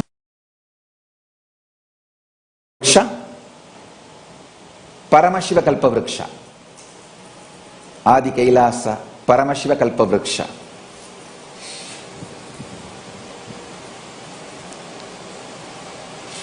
So, you can have live darshan 24/7. My blessings.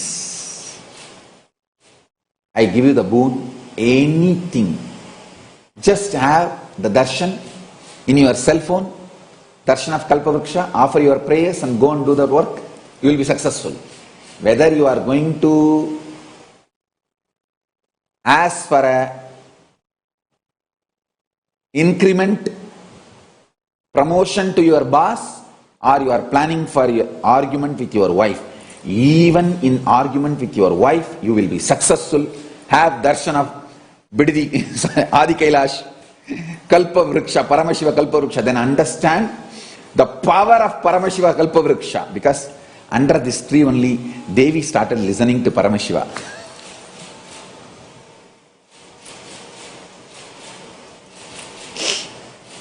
It's too powerful.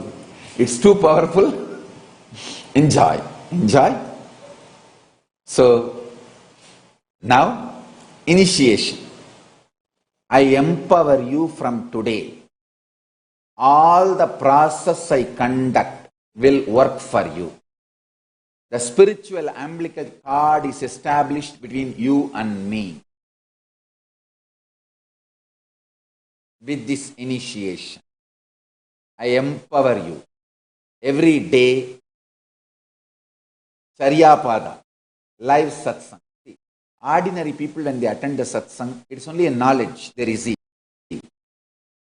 When an initiated disciple attends, he receives solution and boons, powers. Same way, when an uninitiated person does puja, he gets peace. But when an initiated disciple does puja, he gets connected to Paramashiva. When an uninitiated person does Nithyananda yoga, he gets health. But when an initiated person does Nithyananda yoga, he gets Kundalini awakened.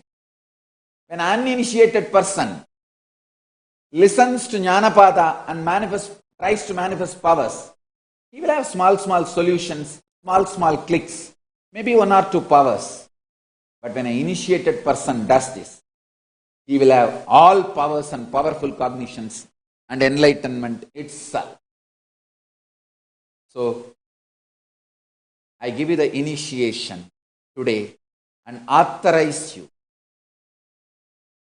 empower you all to have everyday satsang, Charyapada, everyday Anma Puja, Kriyapada, Yogapada, everyday Nithyananda Yoga, everyday Jnanapada, power manifestation and powers. So with this,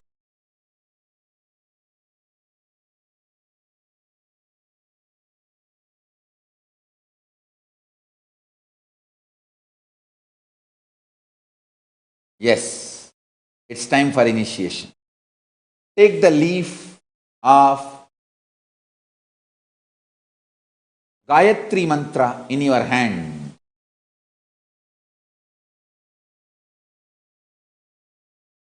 And recite along with me. Om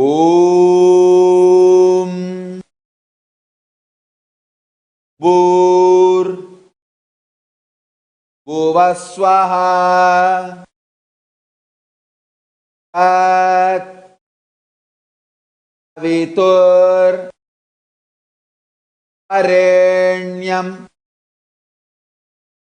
Bhargo Devasya Dhimahi Dhiyo Yona Prachodayat. Om Bhur Bhuvaswaha Tat Avitur Varenyam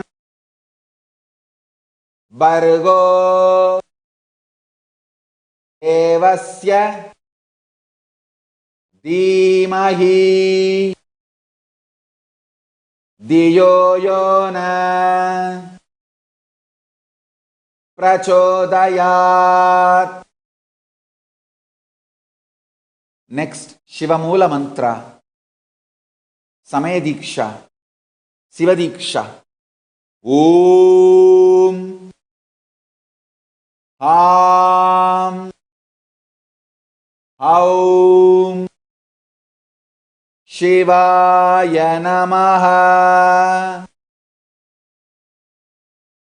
Om Ham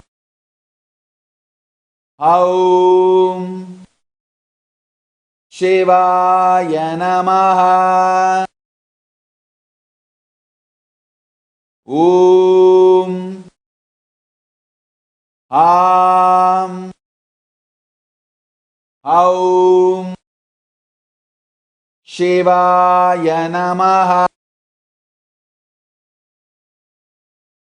Third, Mahavagya. Listen and chant. Om Nithyananda Paramashivam. Om Nithyananda Paramashivam. Om Nithyananda Paramashivam. So now, pick up your Atmalinga, keep in your hand, sit with the grace of Paramashiva. I am going to connect all of us with Paramashiva and Sri Kailasa through this initiation. Sit straight. Keep the Atmalinga in your hand. Chant the Mahavagya intensely.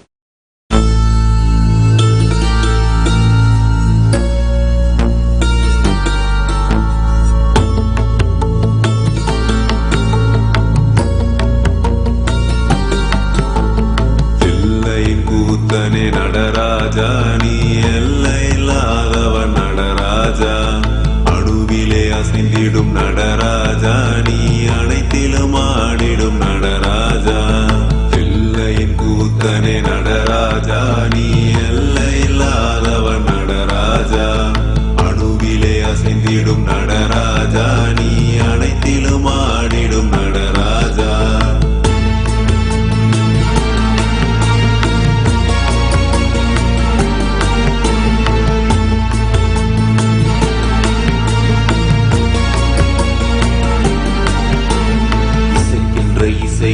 இசையிலே இசைந்து அசைவது மட்டுமா நடனம் இசைக்கா இசையிலும் இசையினை இசைக்கிற அசை உள்ள ஆட்டமும் நடனம் தாங்கும் தான் ஞாலத்தில் தகதிமி ஜதியினில் ஆடுதல் மட்டுமா நடனம்.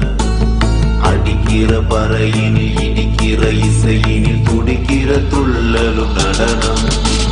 பிள்ளையின் கூட்டன நடராஜா நீ எல்லையில்லாதவன் நடராஜா.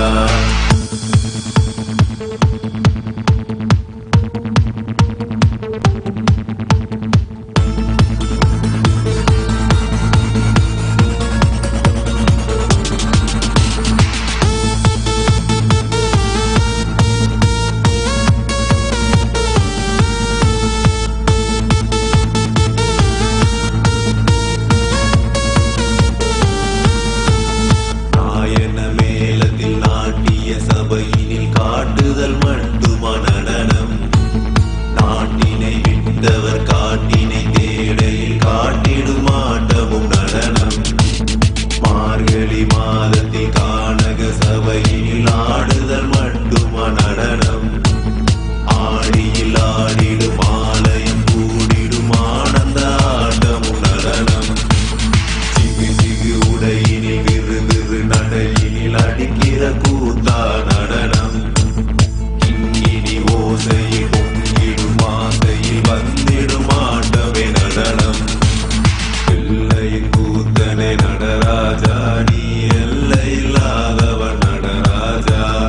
அணுவிலே அசைந்திடும் நடராஜா நீ அனைத்திலும் ஆடிடும் நடராஜா. பிள்ளையின் கூத்தனை நடராஜா நீ எல்லையில்லாதவன் நடராஜா. அணுவிலே அசைந்திடும் நடராஜா நீ அனைத்திலும் ஆடிடும் Nataraja.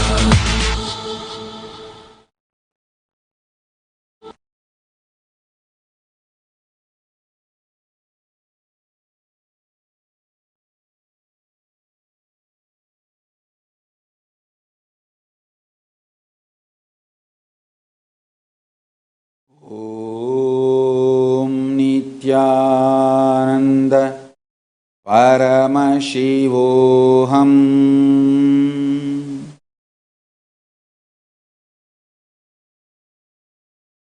I bless you all. Let's all radiate with integrity, authenticity, responsibility, enriching, causing, living Shuddhatvaita Saivam. Living and radiating the state, space, powers, being, superconsciousness and Sri Kailasa of Paramashiva. Paramashivoham. Om Nithyananda Paramashivoham. The eternal bliss, Nithyananda. Thank you. Be blissful.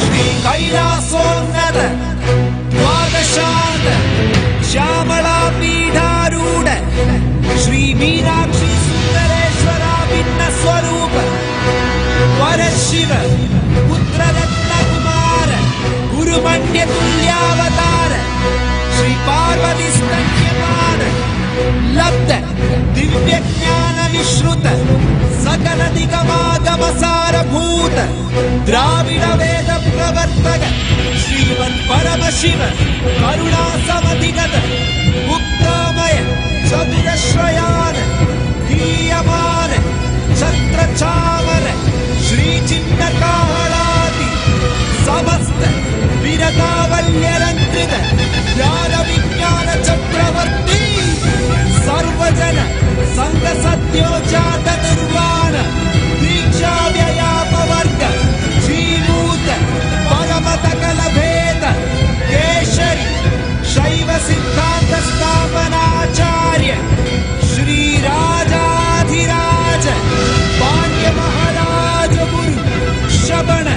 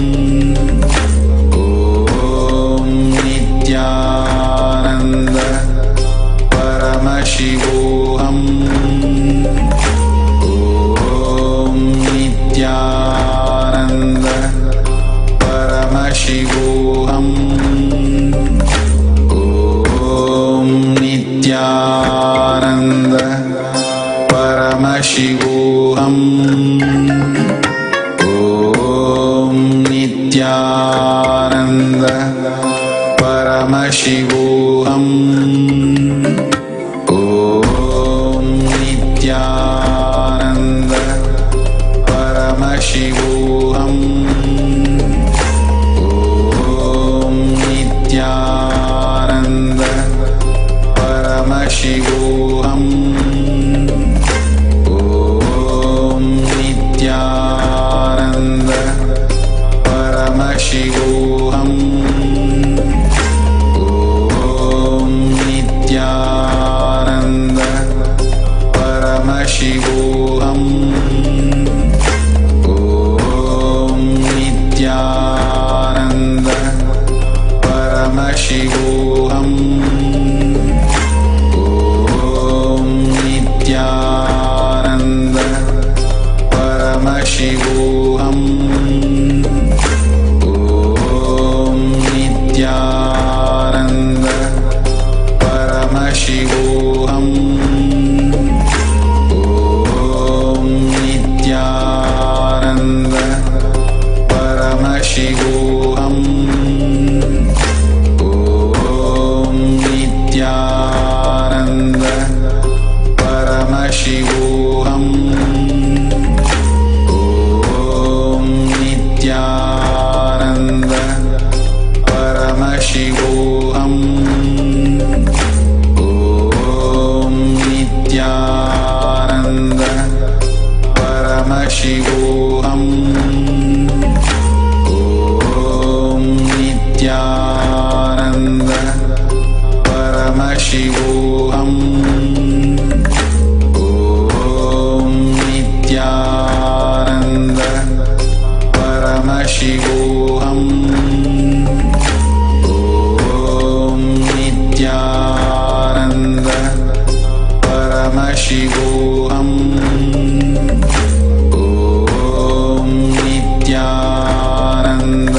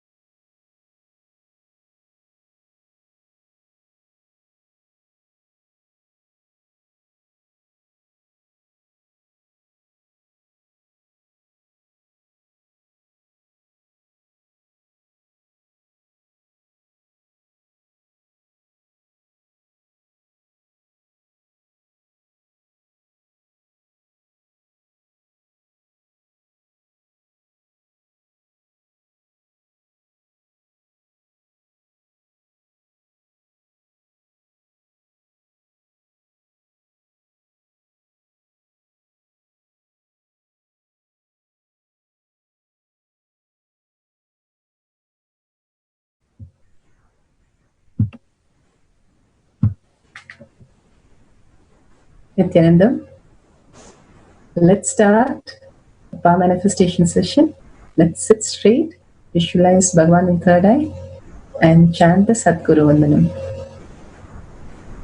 Nithyanandam Paramasukadam Kevalam Jnanamurtim Dvandvadikam Sadasham Tattvamasyadilaksham Ekam Nityam Vimalachalam Sarvadi Sakshibhotam Bhavatitam Trigunarahitam Sadgurum Tam Namami.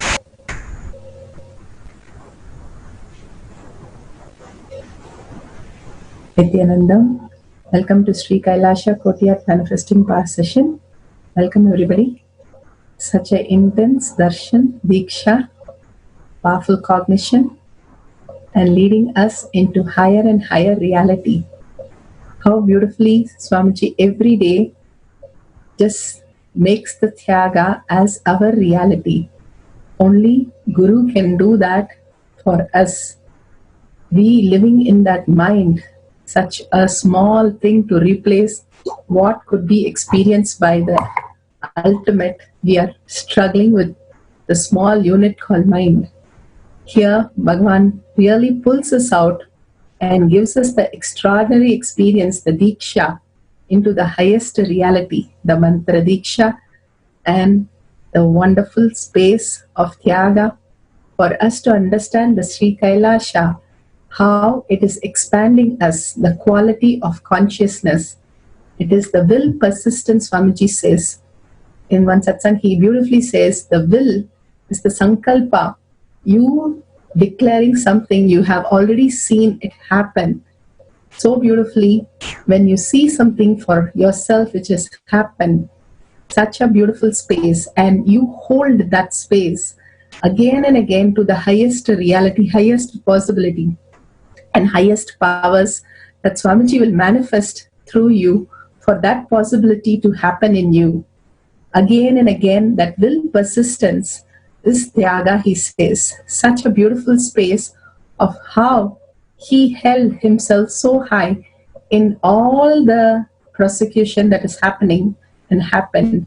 He doesn't give even one small doubt whether things are fine, things are not happening, or is this the way, what is happening, why is it happening? 1,000 questions come to us when somebody doesn't even feel even iota of something happening here. It's like, is it wrong that we are feeling something? That is how we feel when we are seeing him, that he is not even disturbed. We have heard only stories of 1 or 2 years of Mahabharata or Rama going through difficult times and all that. Even with Sita, 13 and a half years, he had only biggest, beautiful space. He did not suffer.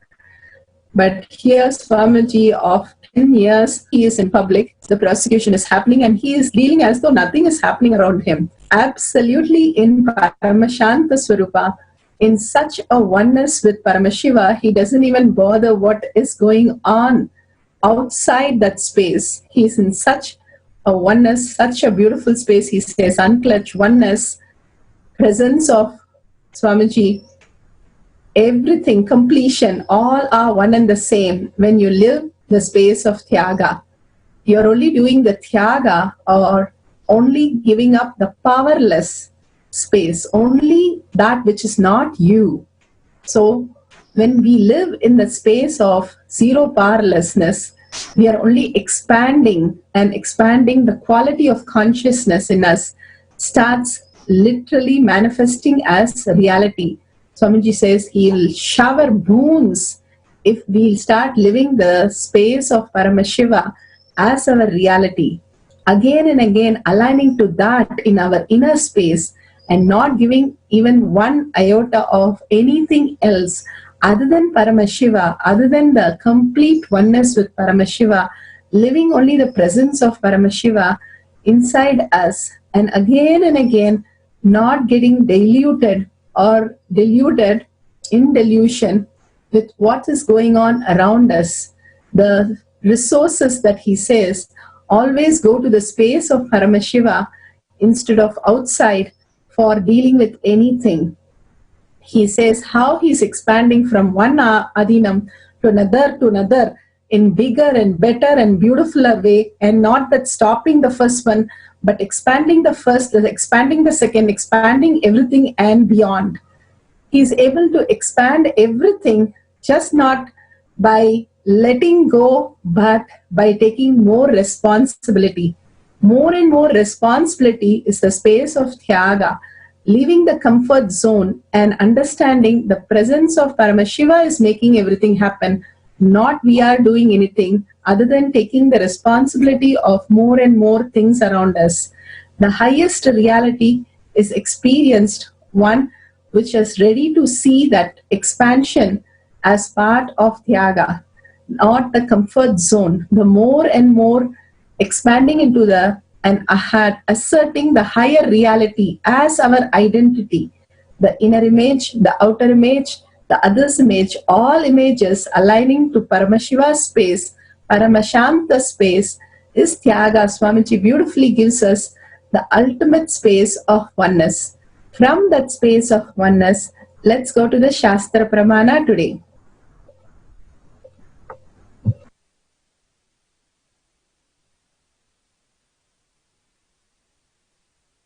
The Shastra Pramana for the power of removing hair from the body through the third eye is taken from the Shiva Sutra, Sutra 20. Bhuta samdhana bhuta pritaktva vishwa samgattaha. Bhuta samdhana bhuta pritaktva. The Shastra Pramana for the power of removing hair from the body through the third eye is taken from the Shiva Sutra, Sutra 20. Bhuta samdhana bhuta pritaktva vishwa samgattaha. Bhuta samdhana bhuta pritaktva vishwa samgattaha. Shiva Sutra, Sutra 20. Shiva Sutras are such amazing sutra.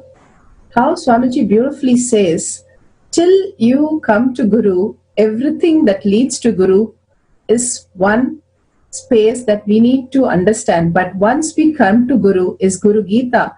Only surrendering to his Guru Paduka is the ultimate oneness. Just carrying on the instruction, whatever Guru says, and having simple obedience and simple attachment to Guru's words and Guru. That is all we need. It is such a beautiful space that he created for us to understand the highest reality.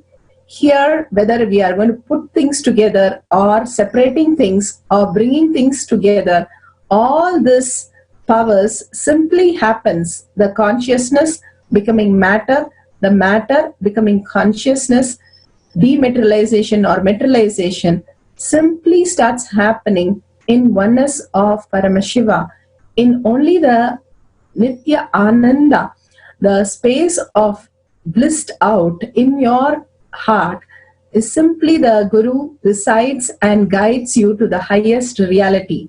When we are in reactionary assumptions, life becomes very difficult for us to expand into the next reality.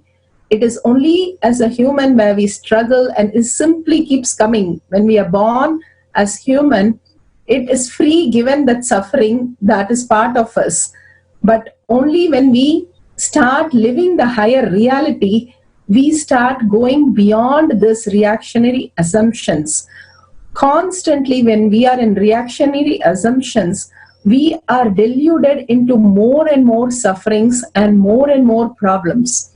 This parallel space, which doesn't even exist, which is created by us, is only the reason why we are not manifesting all these powers. Tyaga of all this parallel space, which is not even ours, the delusion, reactionary assumptions. How can we be without reaction? But reaction does not help us. The one thing which helps us even more to get out of the reaction and have a result is a boon from Paramashiva is Tyaga space. Again and again aligning to the oneness, again and again unclutching from this world or living in the presence of Swamiji inside you continuously. All are one and the same. Continuously you are living something beyond the reaction or delusion. How we the whole day we are just sitting, we get dirty and we go and take bath and clean ourselves. Getting dirty, we don't do anything. It just happens to us. Only cleaning we have to do. Same way, when we are born, suffering is given to us. It is like part of us which we carry and we just start living it. It is free for all of us. But getting beyond that and living the presence of Paramashiva is our responsibility to go beyond this delusion, this dust that has formed on us. Simply a dust layer like on a mirror. It is just a dust layer covering us from the higher reality. Just wiping it off and completely living in oneness with Paramashiva, the Paramashanta Swarupa, each word uttered from the great reality, Swamiji himself residing in our heart and manifesting each powers even as a daily life, even as a simple making coffee or making a huge decision. Swamiji says he will shower us boons when we start living the Tyaga, when we understand to give up this powerless reactionary assumption and live in the Paramashanta Swarupa, that He is the one who is deciding every act of us, every word of us, every thought of us. Only aligning to that cleanses the whole being inside us, inside our heart, and completely fill it with only Paramashanta Swarupa. That is Swamiji Himself in your heart. As your thoughts, as your being itself. So living that beautiful space and understanding these great things happen beyond the space what we understand as our reality. Only when we start living these things, we start seeing His showering on us and start understanding that we can also possibly manifest the highest reality. We'll go to the instruction today. So you can take a camera and take a picture of on your body part, and simply you can sit down, contemplate on Tyaga. Is it giving up or not giving up? Is it what you're giving up? Is it worth it or not worth it? It is the ultimate every moment that we spend in the higher reality. It's like we are in the complete oxygen zone. What happens? We are in such a fresh, beautiful space. Same way, the more we are in the Paramashanta Swarupa, more we are that Swamiji is residing in our heart and manifesting our reality, the more we are in oneness with that and unclutching from this delusion world. Again and again, whatever happening in this world, the good, the bad, whatever, it is still a delusion. Then what are we fulfilling? We are fulfilling our space of whatever happening that we want to do is manifested through us. We came here to celebrate Paramashiva and He to manifest the reality around us, to celebrate more that it's all getting manifested exactly how it should be done, exactly how Swamiji is living. The whole manifestation around Him is simply happening because He is in such a oneness space and He Himself enacts the whole Leela just for us to remind us again and again the delusion that we are in, and that can be overcome by simply renouncing that mind that constantly put us to the powerless space. Mind is always negative, which only thrives on negativity and creates this delusionary world for us to only suffer. Just letting go of that and seeing beyond that, that there is a space of oneness with Paramashiva, which is the sweetest space, which is the nectar which starts happening inside us. Contemplate on the truth and start understanding all this dematerialization, materialization, how Swamiji manifests so many boons in all of His devotees, how such a beautiful space simply happens by just one word from Swamiji, not more than one word. He said, I'll take care, that's it. Everything is changed, and after that everything is such a beautiful space and everything is showered on us. One word can change our life so much. Then what could we do if we live that space in us continuously? So live that beautiful space of oneness. Hold that space of oneness in you, in your heart, and visualize Swamiji in your third eye. Continuously chant the Mahavakya, the mantra diksha that Swamiji gave, into your heart again and again from your navel center. So beautifully, your whole being vibrates in it. And let's get into the meditation. Let's sit straight. Visualize Swamiji in your third eye. Your head, neck and back should be in a straight line. Visualize Swamiji in a third eye and continuously contemplate on this great truth on Tyaga and chant the Mahavakya, Om Nithyananda Paramashivoham. Om Nithyananda Paramashivoham. Om Nithyananda Paramashivoham. Om Nithyananda Paramashivoham.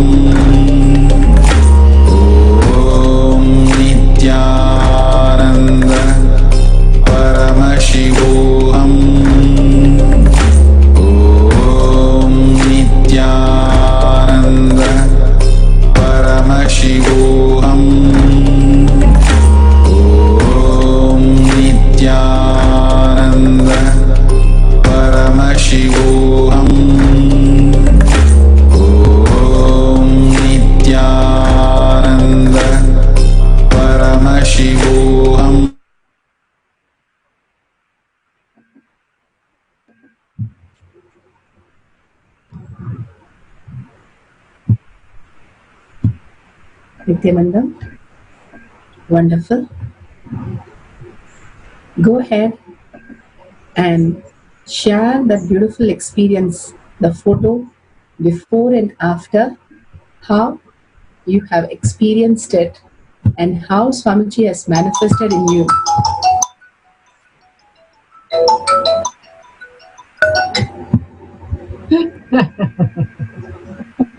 Sorry for the technical.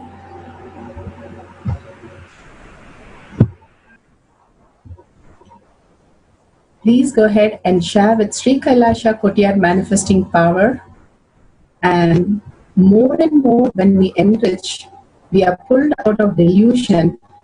And when we start causing others, we are liberated. Completely, we start experiencing the oneness of Tyaga. Only from that space causing even happens. Causing is literally cloning each of us. The highest reality can only be cloned because it's in the space of consciousness. Again and again, Swamiji makes us the highest possibility, Yoga Darshan, Diksha, powerful cognition, gives us Yoga Pada, Kriya Pada, and makes us manifest just as such a simple thing through us. And all we need to do is share that with the world, cherish that moment continuously the whole day. How excited you are when you manifest the powers. So many people sharing that great excitement, the Nithyananda space in you. Share that again and again with everyone else and remind them of Swamiji's darshan and diksha. Just one diksha, simply they will be in oneness with Paramashivam, and they can also experience these greater reality. Don't forget to share this in everyday Facebook, at least in 10 new groups. That way, not just us, but so many billions can be manifesting these great powers and get out of this delusion and live as a enlightened being. The Sri Kailasha space of Paramashivam. Such a beautiful space. And Swamiji beautifully has given us the Nithyananda Gurukul, the ultimate gift. Literally, kids can get thrown into this highest place very easily. The mother can give this as a best gift and completely free and completely just 2 hours every day, every weekend, once in a week, just for 2 hours, you can experience the highest reality. The kids love it. You can just come for a demo class and see how beautiful these kids are growing under Swamiji's guidance directly and manifesting huge powers. So you can enroll your child into tiny.com enlightened kids, or you can enroll yourself to experience. You don't have to know anything except you and 1 second, and you can enjoy that space again, just being with the kids. All you need to do is enroll into tinyurl.com/acharya registration meeting. Such an intense space that Swamiji is creating all around the world. Wherever you are from your home, just log in for 2 hours a week and you can experience the Gurukul space in you also. The most beautiful gift that Swamiji has ever given is the Nithyananda Gurukul for every child who fell into the most beautiful space of oneness with Swamiji. So go ahead and enroll yourself and your kids into the Nithyananda Gurukul. Such a beautiful space that Swamiji has created. Let's end the session with deep surrender, gratitude, and oneness with Paramashiva. Anything we are experiencing or not experiencing, whether we understand or not understanding, always surrender to Swamiji's lotus feet so that we start expanding more and more. Because at Guru Paduka, only the expansion starts. The life at Guru Paduka, Kamala Paduka, is where the disciple starts understanding the higher reality. So let's surrender all that we manifested and all the powerful cognition to Swamiji's lotus feet, and with deep seeking and prayerful space, in gratitude, continuously request Swamiji to make Tyaga as your reality. With that, let's end the session with the Purna Mantra. Om Purnamada Purnamidam Purna Purnamudashyate Purnasya Purnamataya Purnameva Vashishyate. Om Shanti Shanti Shanti. Hari Om Tat Sat Sarvam Bhagavate Shri Nithyananda Paramashivam Padukarpanamastu. Om Nithyanandam. Thank you, everybody. Thank you, Swamiji. See you all in the next manifesting power session. Thank you, Nithyananda.